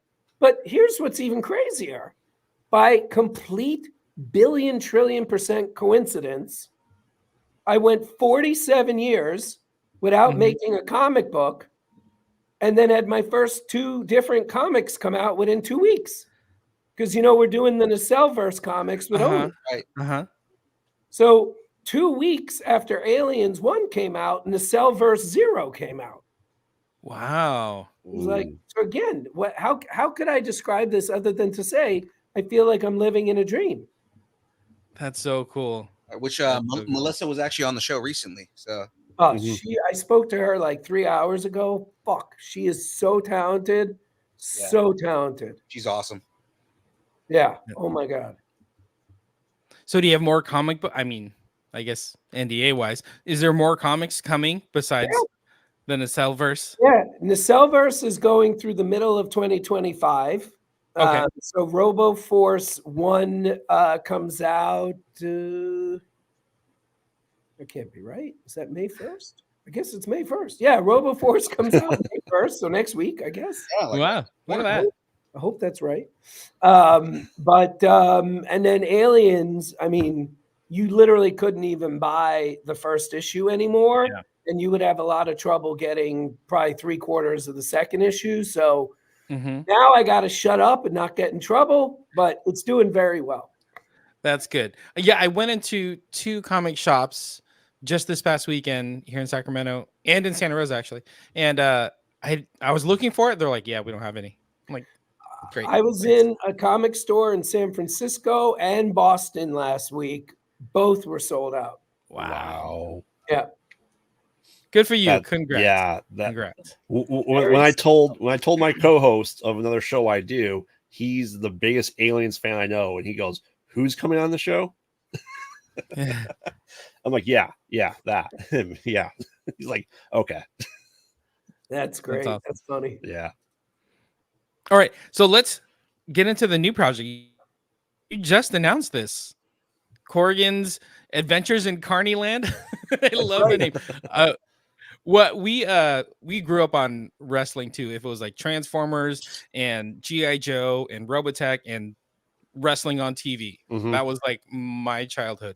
Right. So, how did you get this? How did you get involved with Billy Corgan? Get involved with NWA and do this? It's like a series, right? Yeah. It's 8 episodes on the 8 episodes? CW. Comes out May 14th. Thank you. Yeah, I mean, again, you'll see a common thread throughout my whole career. People know that we're self-financing shows and that we're making toys. We got a call from one of his managers asking if we wanted to talk about some consumer products that he wanted to do. I didn't come to me. It came to the head of our consumer products division. He asked me if I wanted to be on the Zoom. I'm a Corrigan fan, so I said, sure. I was interested to meet him, if I'm being honest.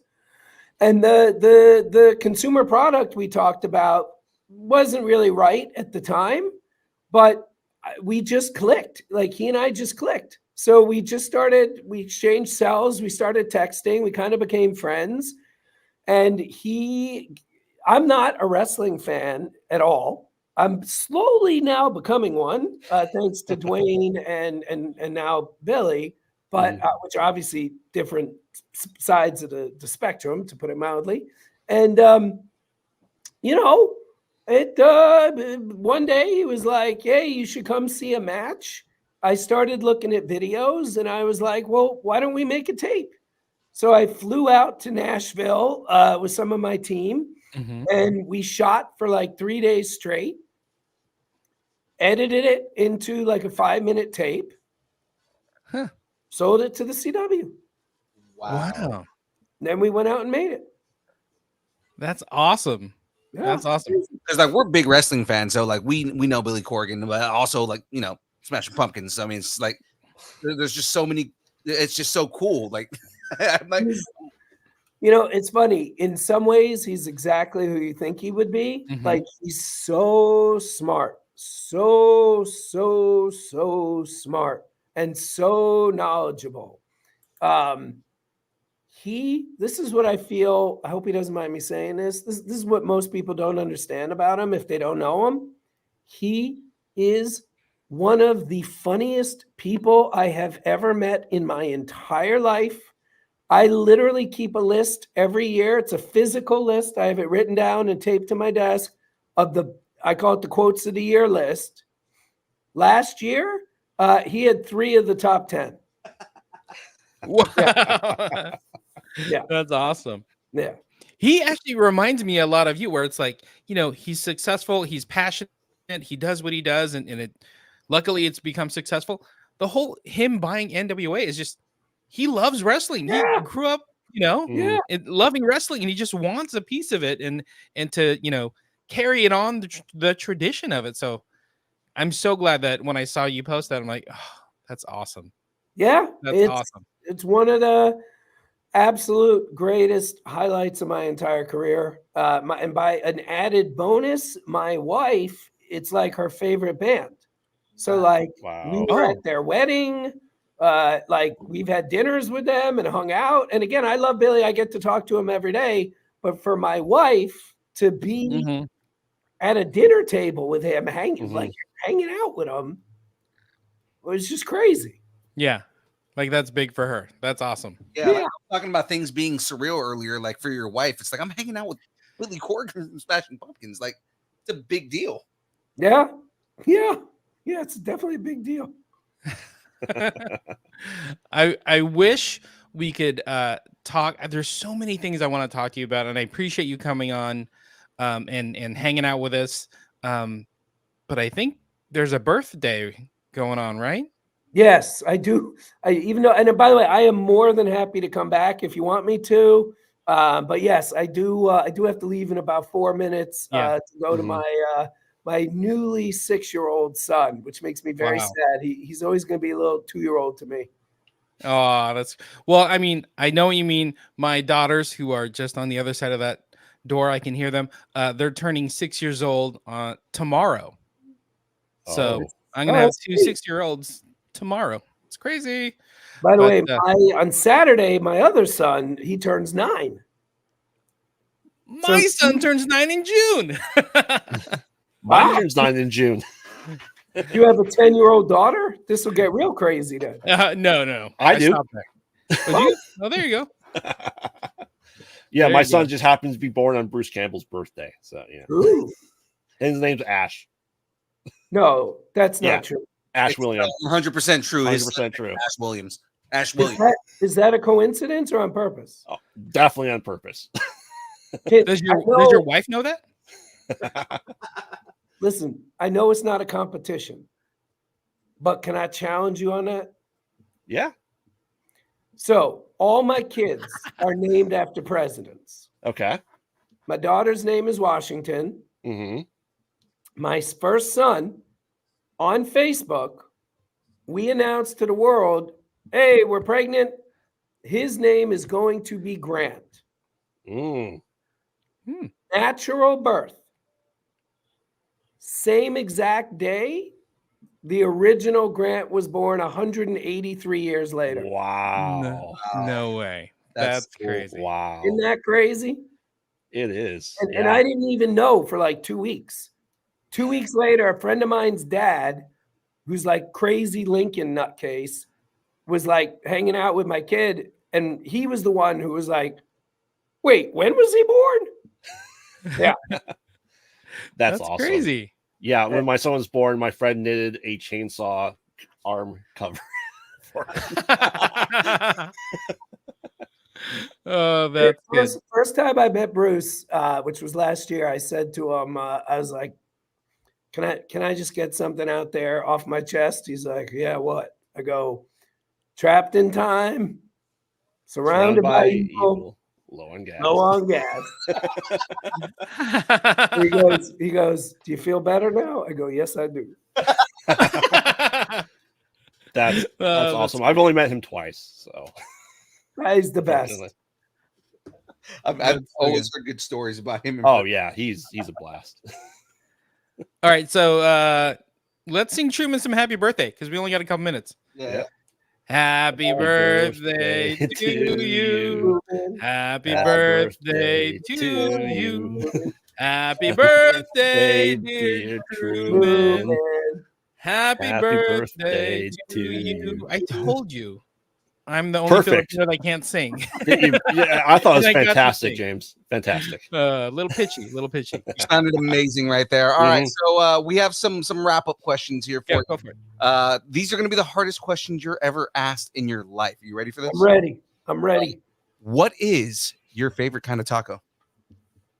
It's funny. I had it today. It's the Taco Bell quesarito. I was wondering about those. Yeah, they bring it back now and then. It's steak wrapped in a taco, wrapped with cheese, wrapped in another taco. Yep, that sounds amazing. Taco wrapped in a taco. Yeah, I love it. Thank you. Quesarito is actually pretty good. So what's some advice that you might have for anybody just trying to get into any of the industries that you're in? Because there's kind of like a through line on the way that you that you've kind of done your career. It's 2 very simple rules, and if you follow these rules, you'll succeed no matter what. It's just how long. Be polite. Never, ever, ever, ever, ever give up. No matter how much goes wrong, no matter how much failure, no matter how many problems, as long as I cannot tell you, we're sitting here now in 2024. Nobody wanted to interview me in fucking 2015. If you had interviewed me in 2015, I would be telling you about all the fucking messes I was cleaning up, all the disasters, all the problems. When we launched our distribution arm, I might as well have thrown $500,000 into a fucking furnace. Like, as long as you don't give up. Like, you can wake up and not want to get out of bed. That's fine. But at some point, you got to get out of bed and you got to go to where you got to go. Mm-hmm. But be polite. Like, that's the thing. That's the thing. Be polite and don't give up, and you will succeed. Love it. Love it. Another very hard question here. Who would win in a fight? TMNT versus Biker Mice from Mars versus the Street Sharks. Battle Royale. Who wins in this? I mean, no bias, but Biker Mice. Yeah, there you go. I was gonna say. There you go. So, NDA aside, or like, without breaking NDAs and stuff, what's next for you? Well, luckily, I can talk about a few things I can only talk about stuff that's public. So, I love that you're looking off screen. Like, you have this calendar. I got my whole schedule over there. So RoboForce 1 comes out May 1st. Adventures in Carneyland, the Billy Corgan show we're doing, that's May 14th. We have a show on HBO that just was announced last week called Shay Mitchell's Thirst. That's going to be on HBO on May 23rd. Icons Unearthed Spider-Man on Vice comes out in July. And now I'm starting to get into stuff I'm probably not supposed to talk about. Okay. That's totally okay. So let's not go too much further here. And we got, wave 2 of Biker Mice is coming. The bikes are in the factory in China right now getting made. So we just announced Blue Mesa on Tuesday. That's our fastest selling toy line yet. Outsold Biker Mice day one. One of the biggest surprises of my life. I think Biker Mice helped it, because they're not really connected, but they kind of are. So yeah, we got a lot of stuff coming. That is awesome. Yeah. You're very kind. I mean, I can. What's hard for me is because I have so many other questions for you, but I'm totally not going to get into it because we're best friends now, and I know we're going to have through this. I've loved my time with you. I feel horrible. I was late. Just if you want me back, I'll come back. No problem. Always, always back on that. That would be great. So where can everybody find you if they want to learn more about you or kind of follow your announcements and everything that you have going on? I actually have a banner as well. Let me put that on. I'm Brian Volk Weiss on Instagram. Toys Nacelle is our on Instagram, and then there's the Nacelle Company on Instagram. In theory, we're also on Facebook and other things, but I'm an Instagram guy. Same. I keep forgetting to check Facebook, but then my aunt's like, "How come you're not responding to my messages?" And I'm like, "All right, okay, sorry, auntie, sorry, tita." Sorry, Tita. But this has been so great. We love you. Please keep putting out this amazing work. All the passion that you put into your work, it definitely translates. And speaking from me being a nerd and all of us nerds on this show, we are so excited for the rest of the stuff you're going to be putting out. So thank you so much. I appreciate your time, and like I say, man, like anyone who cares about what we're doing, I'm surprised and very appreciative. Awesome. Thank you. Thank you. Thank you all. Have a good night. Happy birthday, Truman. Happy birthday, Truman. Bye, guys. Bye. Thanks. I don't need to be in the big screen. How awesome is that? So much fun, man. God, I'm still kind of like in awe of all the fun stories that he just gave us. I know, I love that type of guy where he has like just story after story after story, and he doesn't get lost in like, I can't believe this is happening, but he has those fun stories, Oh my God. So good. Wow. I mean, that is 2 people. Yesterday, the show I had on, and now Brian, that both directly know Bruce Campbell. Right there. You're getting closer. Right Getting there. closer. I'm telling you, dude, one of these days,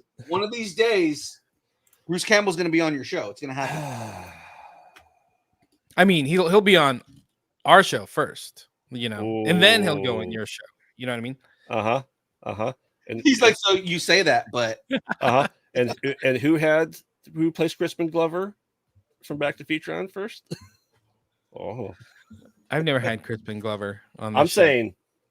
saying, Jeffrey Wiseman. Oh, okay, all right, okay, Flex.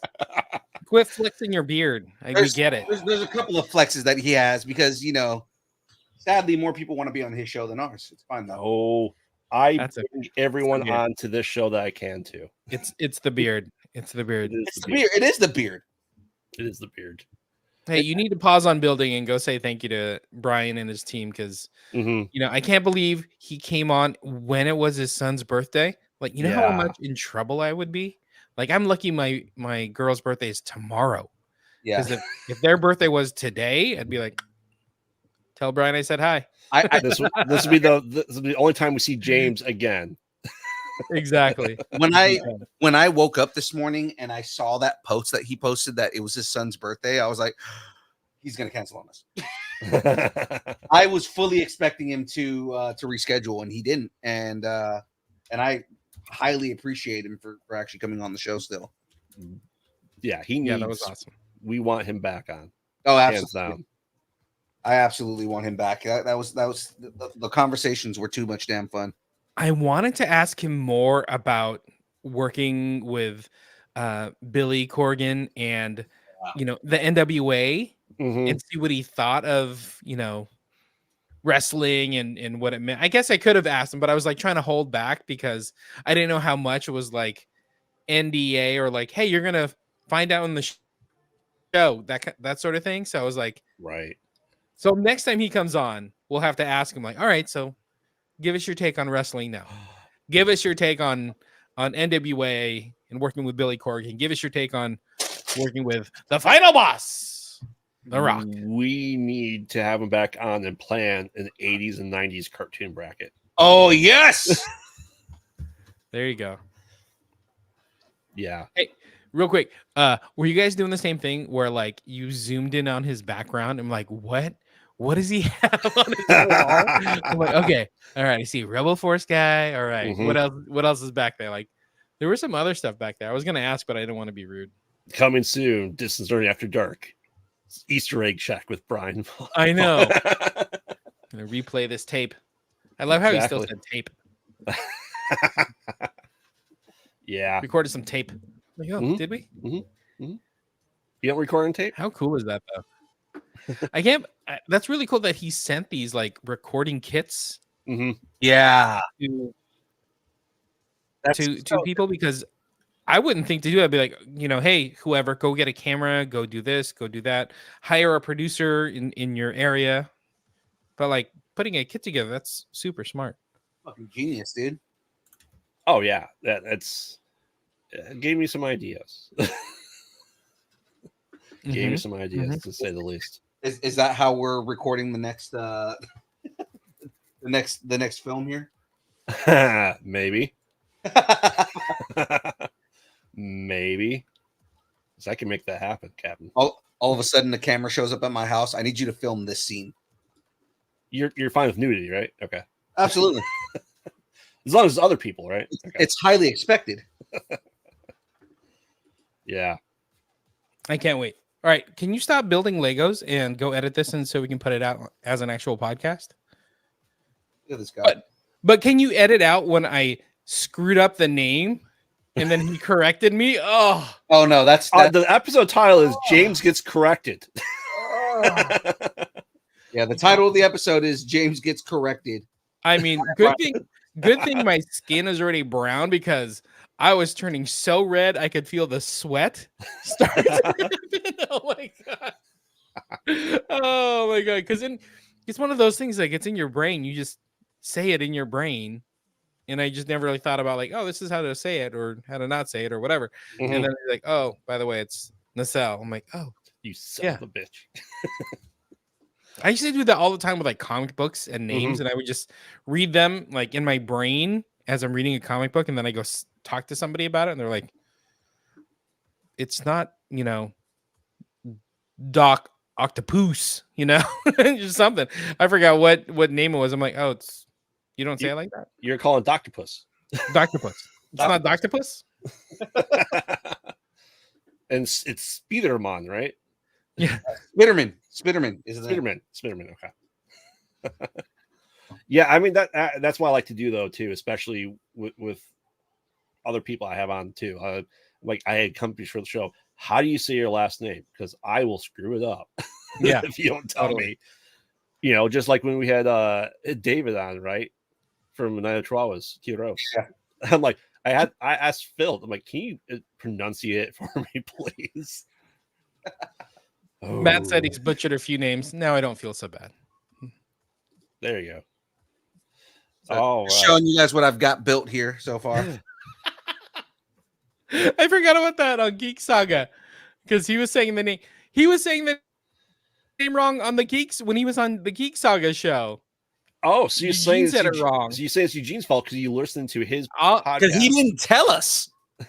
I will 100% blame Eugene for getting it wrong and then just getting into my brain and screwing it up. So Mhm. if we're gonna blame it on somebody, let's blame it on Eugene. Because he's now our best friend. Yeah, we don't. It's our best friend, Brian Volk Weiss. Brian said he's our best friend now. Exactly. BV Dubs is Mhm. ours. Thank you Mhm. very much. So you're building the TV there? All right. Building the TV here, so you can kind of see like the inner workings, because the whole thing with this is you can see kind of the gears moving right there. Yeah. Right.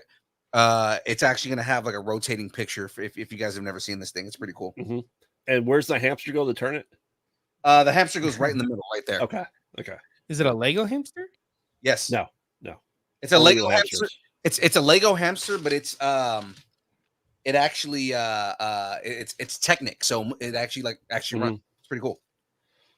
By the way, I keep looking. I'm like, stop checking your phone. But I realized you're looking at instructions on your phone. Because when he threw in the box, he threw in the oh my instructions. god! Actually, Have you not learned anything? no. I have the instructions. The instructions are actually the most valuable thing. They say that you should never get rid of instruction manuals for Lego. So I have a box of all the instruction manuals. All right. But it's a lot easier because it doesn't take up, my phone doesn't take up as much space as the book does. Okay. So I can put more pieces on the table if I'm looking at it through the book. Plus, I can zoom in on this too if I want to kind of get more detailed and look at some of the colors and stuff. Because sometimes like a really dark brown will look like a black. So if you zoom in, you can see it better. What the hell is that? I was gonna say if you would have told Brian that you threw away instructions in the box, he might have ended the interview right then. Oh, absolutely. Any Lego collector knows. So when I looked online, it actually says as far as collecting Lego goes, you don't need to keep the boxes. The only boxes you need to keep are for special edition kits. So all the UCS stuff, you want to keep boxes for UCS kits. You want to keep boxes for say the Eiffel Tower, that's like $700. The Titanic, things like that, like the big special edition kits. Smaller kits, you can throw away the boxes; they're worthless, and it doesn't make a difference as far as the kits go. Unless in 40 years you want Brian Volk Weiss to drop by your estate sale and buy it and be super happy and take pictures. But it says that you want to make sure you have all the pieces for the kit itself. And then you want to make sure that you have the books, which this is 2 really big books for this kit. All right. I'll give that to you. I'm excited. Yeah. I'm winding down now from the Brian. Are you ready to think hard about your role-playing games? Okay. So we got what, 15 minutes left here? Let's knock out these last couple. I'm not even going to open another bag right now. Let's just go right into this. All right. So back to the RPG bracket we have at hand while Pocket Monster somehow pulled it out. Whoa, Pocket Monster pulling it out. Exactly. Hey-o. Something about pulling something in a pocket? We have Persona. Okay. Versus arguably the least RPG one on this list, The Legend of Zelda. And I say least RPG because numbers do not, in fact, go up in Zelda. There are no levels. Yeah, there's no leveling in it, but I mean, like you do still kind of there's still a level of like character creating and changing armor and things like that, and like not as far as like power level kind of stuff. Like you get perks and whatnot. So like yeah, you might not be leveling, but you're still doing a level of like molding the character to play as your to shape your play style. At least in the later games, not in the earlier games. So my guessing came true for the whole reason of it coming onto this list. Look at all those comments in the row from Say Wong. Zelda. Which ones were RPGs? You knew he was going to do that too. Zelda is an action adventure game. Zelda 2 was an RPG. The Adventure of Link was an RPG, but that was it. Persona is one of those games that is considered one of the greatest RPGs of all time.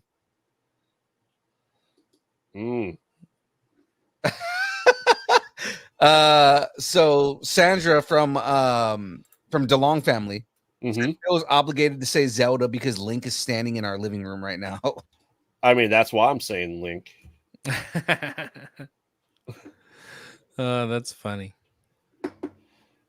Say Wong, just because it's sold well doesn't make it your personal favorite.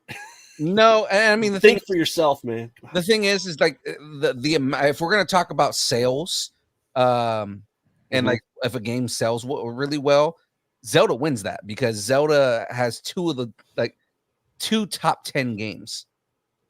Oh, easily. Yeah. So like 2 of those games are like top 10. One of them is considered one of the best games ever made. So I mean like it became the standard for that style of game. Yeah, and I mean like because the newer ones like Breath of the Wild is more of an open world game than it is an RPG, but there's minor RPG elements to those games. True, as minor as say Cyberpunk is. Cyberpunk has a lot more RPG elements than Zelda does, though. I know, but because like, and there is leveling in Cyberpunk. I mean, technically, there's leveling in Zelda if you count your heart and stamina that's going up. No, but I mean, like there is like leveling. Like there is a level. You unlock new abilities at different levels, and then of course in the DLC they unlock a whole new branch for your character and everything like that. Like what's crazy about Cyberpunk in comparison to other games, and we're going to talk about this later anyways, but like Cyberpunk's one of the few games that you can't max everything out. You have to pick and choose what branches you do in that game, unless you glitch it. Then you don't have to choose.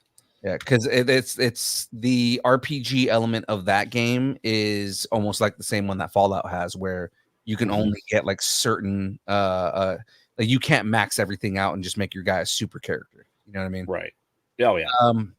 But that being said, though, what are you going for? It's exactly what I was going back. Going back to what we're actually supposed to be talking about. I'm going Persona. I'm going Persona because Persona is, again, considered one of the best RPGs ever created, next to Final Fantasy. So I'm gonna go with Persona on this. Plus, the storyline for Persona is intense. What is Persona on? Like PC? Mostly PlayStation. Yeah, PlayStation. Mm-hmm. If you want the most JRPG game you can get Persona. Yeah. All right. Okay. All right. Because the weebs will beat the shit out of me if I vote something else. Pretty much, but I'm still doing it. Again, Legend of Zelda has RPG elements, but Persona is an RPG. And again, I think just in general, as much as I love the Legend of Zelda, as much as I love the storylines in those games, Persona is one of the. It's again another like tried and true RPG game that's like, you can go to any game in the series and you won't be disappointed. Yes. Zelda has a long line of games between the late 90s and the early 2000s that were shitters. So of the entire Shitters? list, No, shitters. of the entire list, what series of RPGs do you think I don't have? It's Persona. Really? Yeah. Persona's the only one that you don't have. Are of you a all the PlayStation guy? I'm an all system guy. He has everything, dude. I have everything. Okay. I literally Okay. have Okay. 52 years Again, worth of video games. Beard flex. I get it. I mean, we should almost make a show called "The Video Games That Made Us." Huh? We should have a show called the Beard Flex. Brian, if you're still listening, just all we want is credit. Please make that show. And I watch, like I message him and he goes, "No, we're already making that. Don't worry about it." I'll capture every footage for you in HD. That everything you need. All right, so yeah, Persona does move on. All right, next up we have Se Wong's favorite of all time, considering there's only one of them, Super Mario RPG versus Earthbound, or the Mother series, if you will. Yeah, Super Mario RPG versus the Mother series. Yes. Again, Earthbound is another classic RPG, man. Just there's, if you ask RPG players to make a top 5 list of RPGs, 9 times out of 10, Earthbound is going to be on that list. Is it because it's good or because it's wacky? Both. It is a wacky game, you know, and there's like some of the weirdest fucking bosses that you fight in that game. Oh, I have to correct Se Wong here real fast. Because he determined Zelda was not an RPG because numbers don't go up. And guess what doesn't happen in anything after Super Mario RPG? Numbers do not go up. Oh, it's almost like it's on purpose. Oh. Boom. Yeah, because Paper Mario, Se Wong, according to you, Boom. numbers don't go up, therefore not an RPG. Sorry. Blowing my mind because Se Wong's not responding. I don't understand what's happening. Sorry. At the same time, I'm messaging Brian right now. So Bruce Campbell's number. Hey, there's a 7 in it. That's all he's going to tell you. guaranteed Just there a is. 1 7. Super Mario RPG is in fact an RPG because you do level up. I'm talking about the Super Nintendo. Should do. It's made by Squaresoft, the RPG maker. Here we go. Se Wong's about to get chippy. I like this. This is what I need. A little bit of tension. Ooh, yeah. Ooh. Gets exciting up in here. Yeah, Cream rise to the top. cream rises. Yeah, the cream rises to the top. Yeah. Oh man, you announced him? Oh yeah. That is true. Bruce Campbell.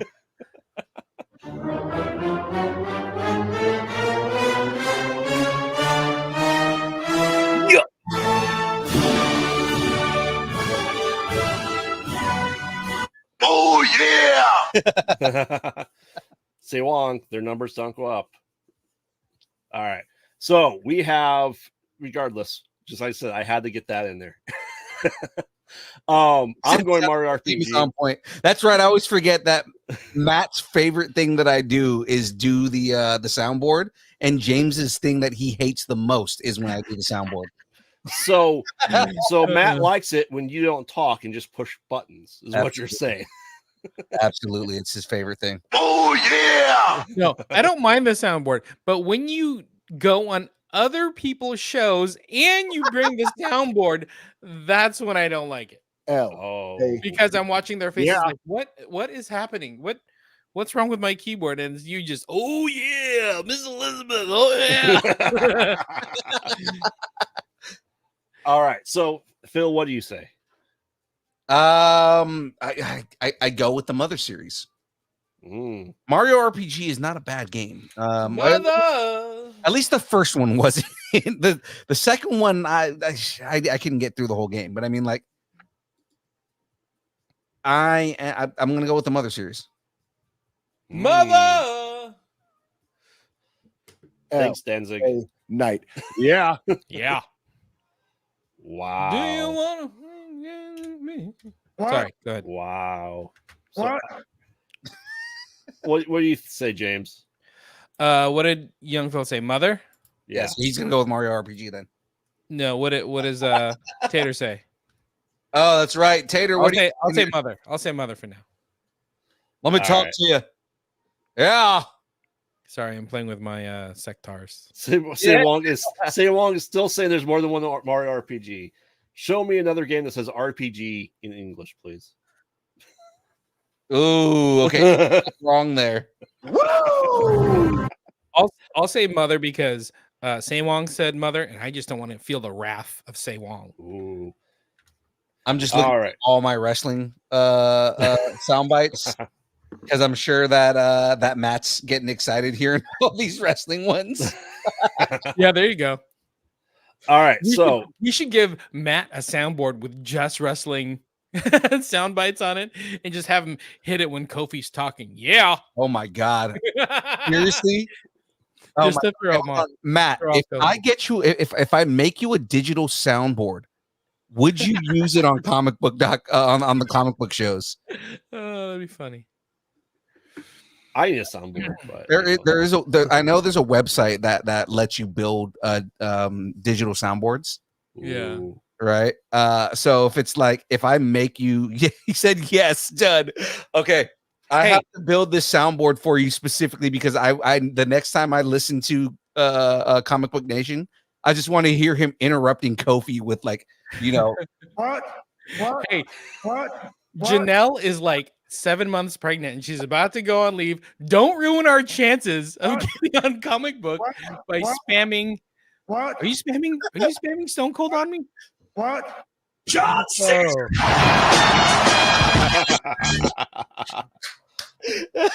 couldn't see what I was saying. That's rude. Yes, Say Wong. If you want to include Paper Mario, then Mario and Luigi are in there as well. Ooh, I may have them turned. Yeah. I may have them turned. All right. Well, we'll say Wong is deliberating Mario RPG. the Long family says Bluey's mom Chili should win this. Chili's great. There you go. Next up for the last one for tonight, Dragon's Dogma versus Deus Ex. Ooh. But would you consider Deus Ex mostly RPG? Numbers go up. Yeah. But I feel like it's more of an action game than it is an RPG. It's RPG first. Okay. Deus Ex is a great game. Oh yeah. But so is Dragon's Dogma, and that is winning so many awards right now. Yeah. Matt saying he hasn't played it yet. I haven't either. Deus Ex Machina, like those games are fucking awesome. Essentially, you play as the Winter Soldier. You have a mechanical arm. Yeah. Like those games are fun, man. So it's like, they were really good, like early action games. Like the first ones that came out. Mm-hmm.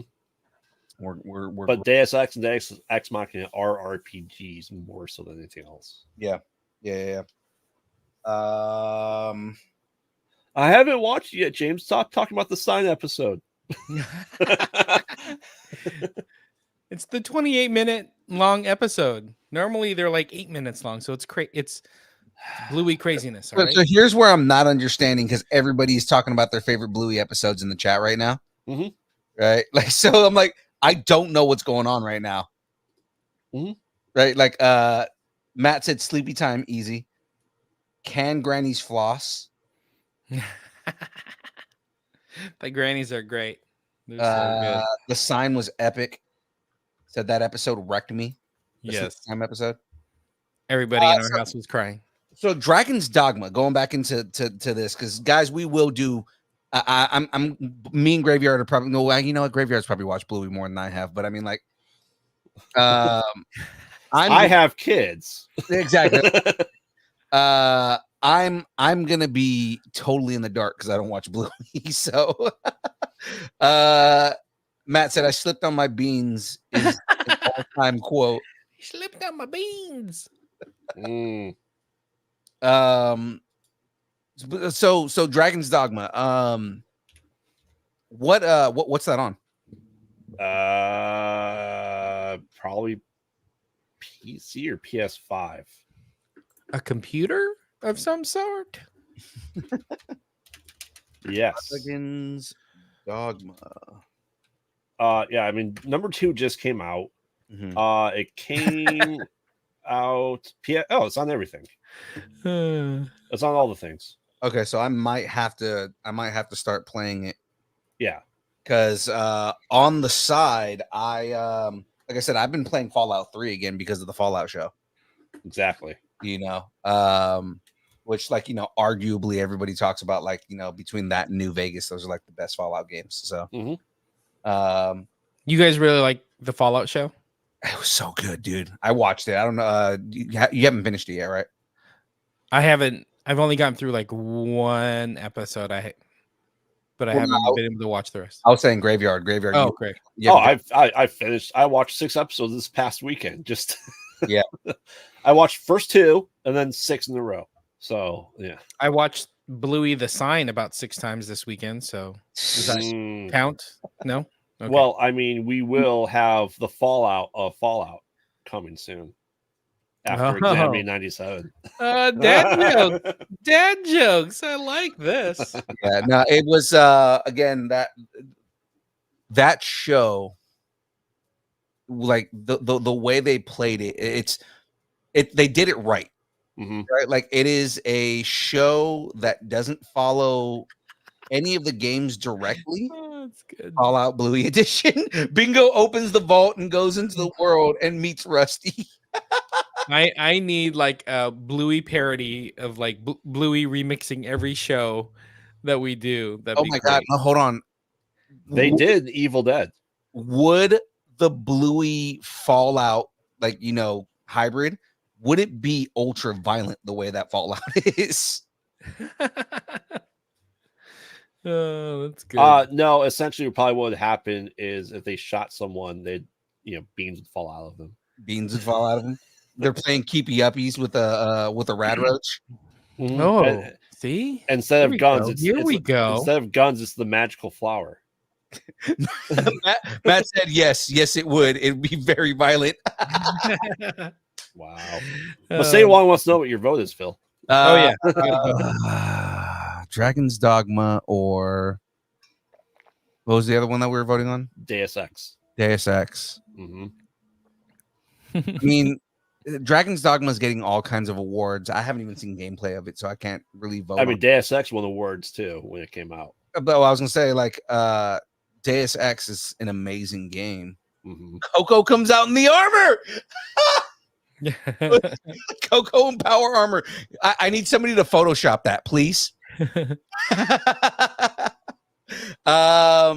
One of my daughters is named Coco, by the way. So when they're like, "Hey, Coco," and she's like, "What?" Looking at the screen, she's like, "Bluey just said my name." This chat has gone off the rails in the best way. Oh, that's good.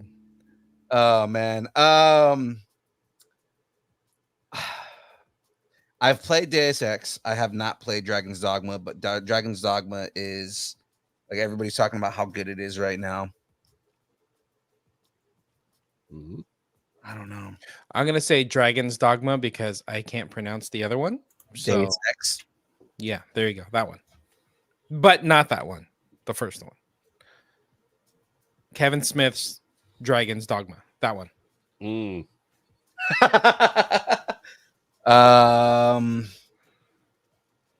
I don't know. I don't think it's gonna matter, but I'm gonna go with Deus Ex. How dare you? Oh, it matters. That means it won. Oh, really? Yeah. Don't put that kind of pressure on young Phil. I want to see socks in the Fallout world. All right. Well, that is for the time for the bracket. I'll recap what we have coming up on the list so people know what to tune in for next. Still on this list is we have the Lunar series, we have Dragon Age, Lufia, Phantasy Star, Fallout, Witcher, Fable, the Wizardry series that has a remake coming out next month, Knights of the Old Republic, KOTOR. Final Fantasy, Chrono Trigger, Planescape Torment, Breath of Fire, Shining Force, Horizon Zero Dawn, Might and Magic, Icewind Dale, Ogre Battle, Star Ocean, and Ultima. Ooh, Ultima. Matt's in the chat. He's pre-ordering votes. He said, "Can I just bring my vote?" Oh, but he just said, "Oh, Witcher," so he's gonna have a dilemma at some point. You're gonna have to toss a coin. So many people hate Witcher, though. It's like I don't know why. Witcher's such a good game. Because they hate CD Projekt Red. That's the problem. I think that might be it too. So everybody just hates on CD Projekt Red. But I mean, like, man. Also, I need the only reason I'm starting Fallout 3 and going. Are you? Well, I'm not saying Witcher is bad. I'm saying Witcher's a really good game. Just people on it so bad. I heard you say it was bad. Where is Legend of Dragoon? It's not really a big enough series. Ooh, didn't make that cut. If it was it Crab needs to be- Rangoon, maybe it needs to be a series. Damn it, Phil. That's good. Saywan wants to mail in his vote for Final Fantasy. We do take absentee ballots. Yeah. Do we? We're doing pre-orders and We do. You can pay us $5 now to get your vote in next week. ooh, that's not bad. That's good. That's good. I only have 32 spots available, so Sokudin did not make it, primarily because Sokudin is not big enough for most people to know, unfortunately. Yeah. It was on my contention, though, to do it. It would definitely have my It lost the play-in game into Mhm. the bracket, Mhm. into the tournament. Mhm. That happens. Quite honestly, Salem helped finish up the RPG list for me because he's a bigger, newer gamer than I am. I do classics. We're Shin There you Megami go. Tensei. Where is it? In Japan. Before we end everything going on right now, it's just kind of staying on the realm of Fallout. Did you play 76? No. I would ask James, but he doesn't play games like that. I tried to watch you play Bluey, and you couldn't even last 5 minutes playing Bluey. Because it was so boring. That was your highest Twitch rated stream is playing Bluey. Definitely was not. Oh, rude. I want to say the highest rated one I did was like a Call of Duty match that I played. Well, I was watching and 3 kids behind me, so that had to count for something, right? Yeah. Were they each subscribed? Oh no. Like I said, the highest rated stream that I did was like a random Call of Duty multiplayer match. Where he collected the tears of 12-year-olds crying. Oh, I did. No, I wish I would have been streaming for the one where I was talking shit to the 12-year-old as Mickey Mouse. That shit was fucking hilarious. But no, so 76, because everybody famously 76 was like the worst launch for any, like almost the worst launch for any game. No Man's Sky. No Man's Sky was, but I mean, No Man's pretty hated No Man's Sky for the same reason. Mm-hmm. There was no NPCs. There was the storyline was mediocre, and I know that said that No Man's Sky has been like progressively fixed. It's playable now. Yeah, 76. The DLC on there made it like a really good game, and like everybody online is like, you need to give it another try because it's one of the best games that they've made. But then the complaint that other people have on there is they don't like the online play. So because this is the first time that they did Fallout online. Always on. Yep. Yeah. I don't care about that. I really don't care about that. As much as people complain and cry about that kind of stuff, I don't care about always online stuff. I like to be able to play my video game without internet. Well, like for me, I think the reason I don't care is because I'm so used to playing Destiny. And Destiny's an always online game that I just don't care. If you do it right, it's not. Yeah.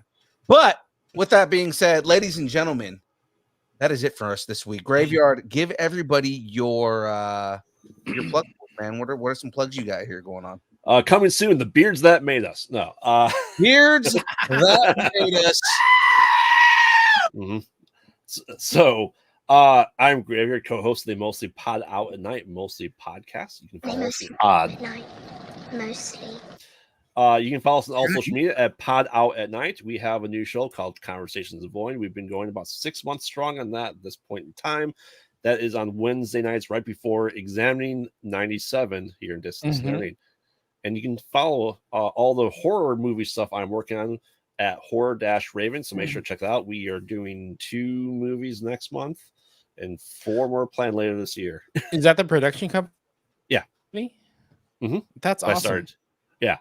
So we are working on new stuff, and we have a show that we are filming the pilot for in about a month and a half. TV show that we're doing. Ooh, I like it. So Salem is. Can you come on and we can interview you? Yeah. Can we do that? Yeah. I like that. You can interview Salem. It'll just be a blank screen. I love the idea of bringing on one of our co-hosts to interview about his company. I like it. And you can find me over at Kyber K Productions for Saturday Morning Out, Retro Alco, where we are diving into new and interesting tech to play old games. And I will be talking about the new Raspberry Pi 5 build with the new 8-bit controller coming soon. I like it. Nice. That's very, very teasery. Mm-hmm. All right.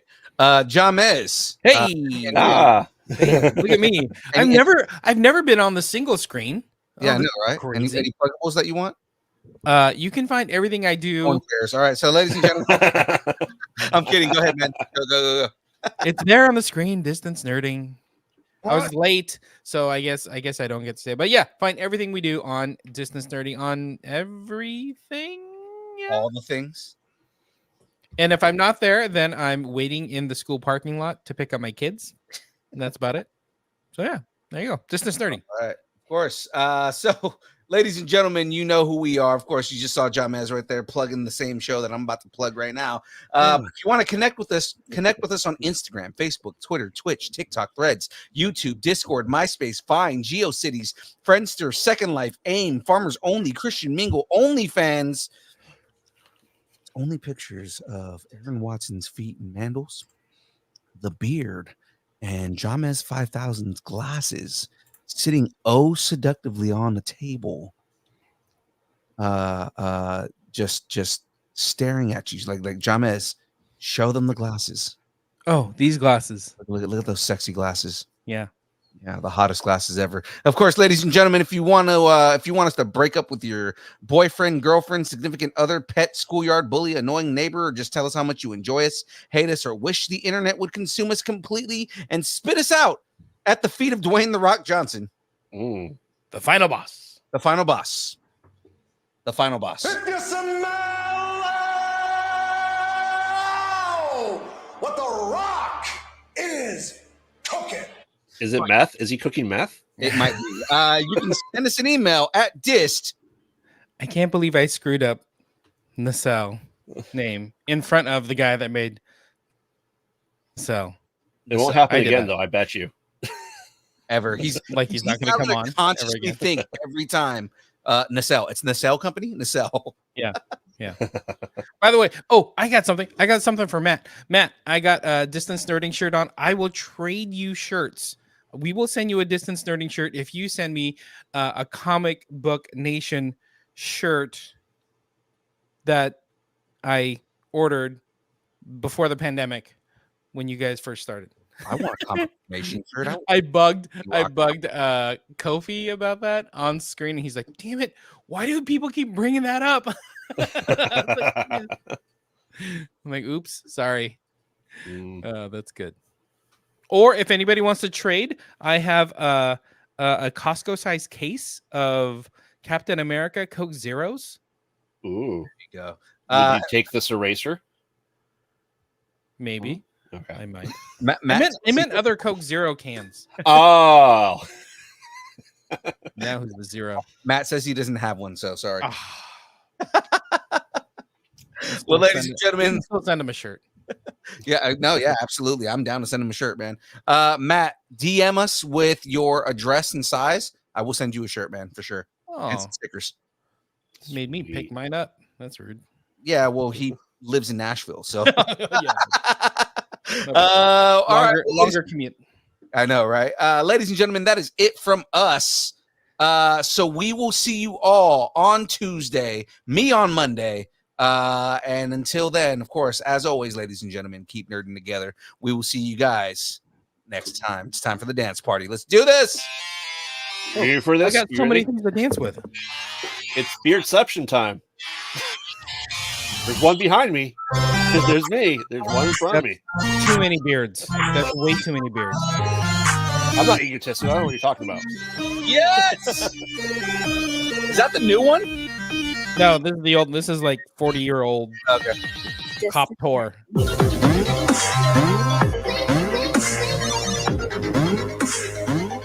Oh, Mario got a tan. He did. Mario's ethnic. I'm okay with that. Well, at Mario Sunshine, he's out in the sun all day. Ah, there you go.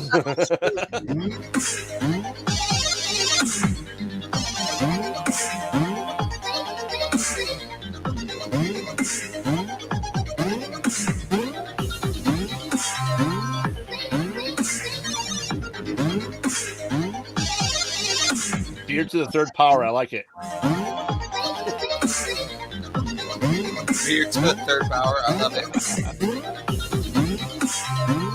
This sectar has more beard than I do.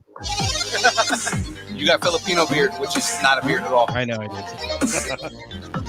This guy ages well, though. Look at him. Not like gray hair and stuff. We'll see everybody next week. Bye.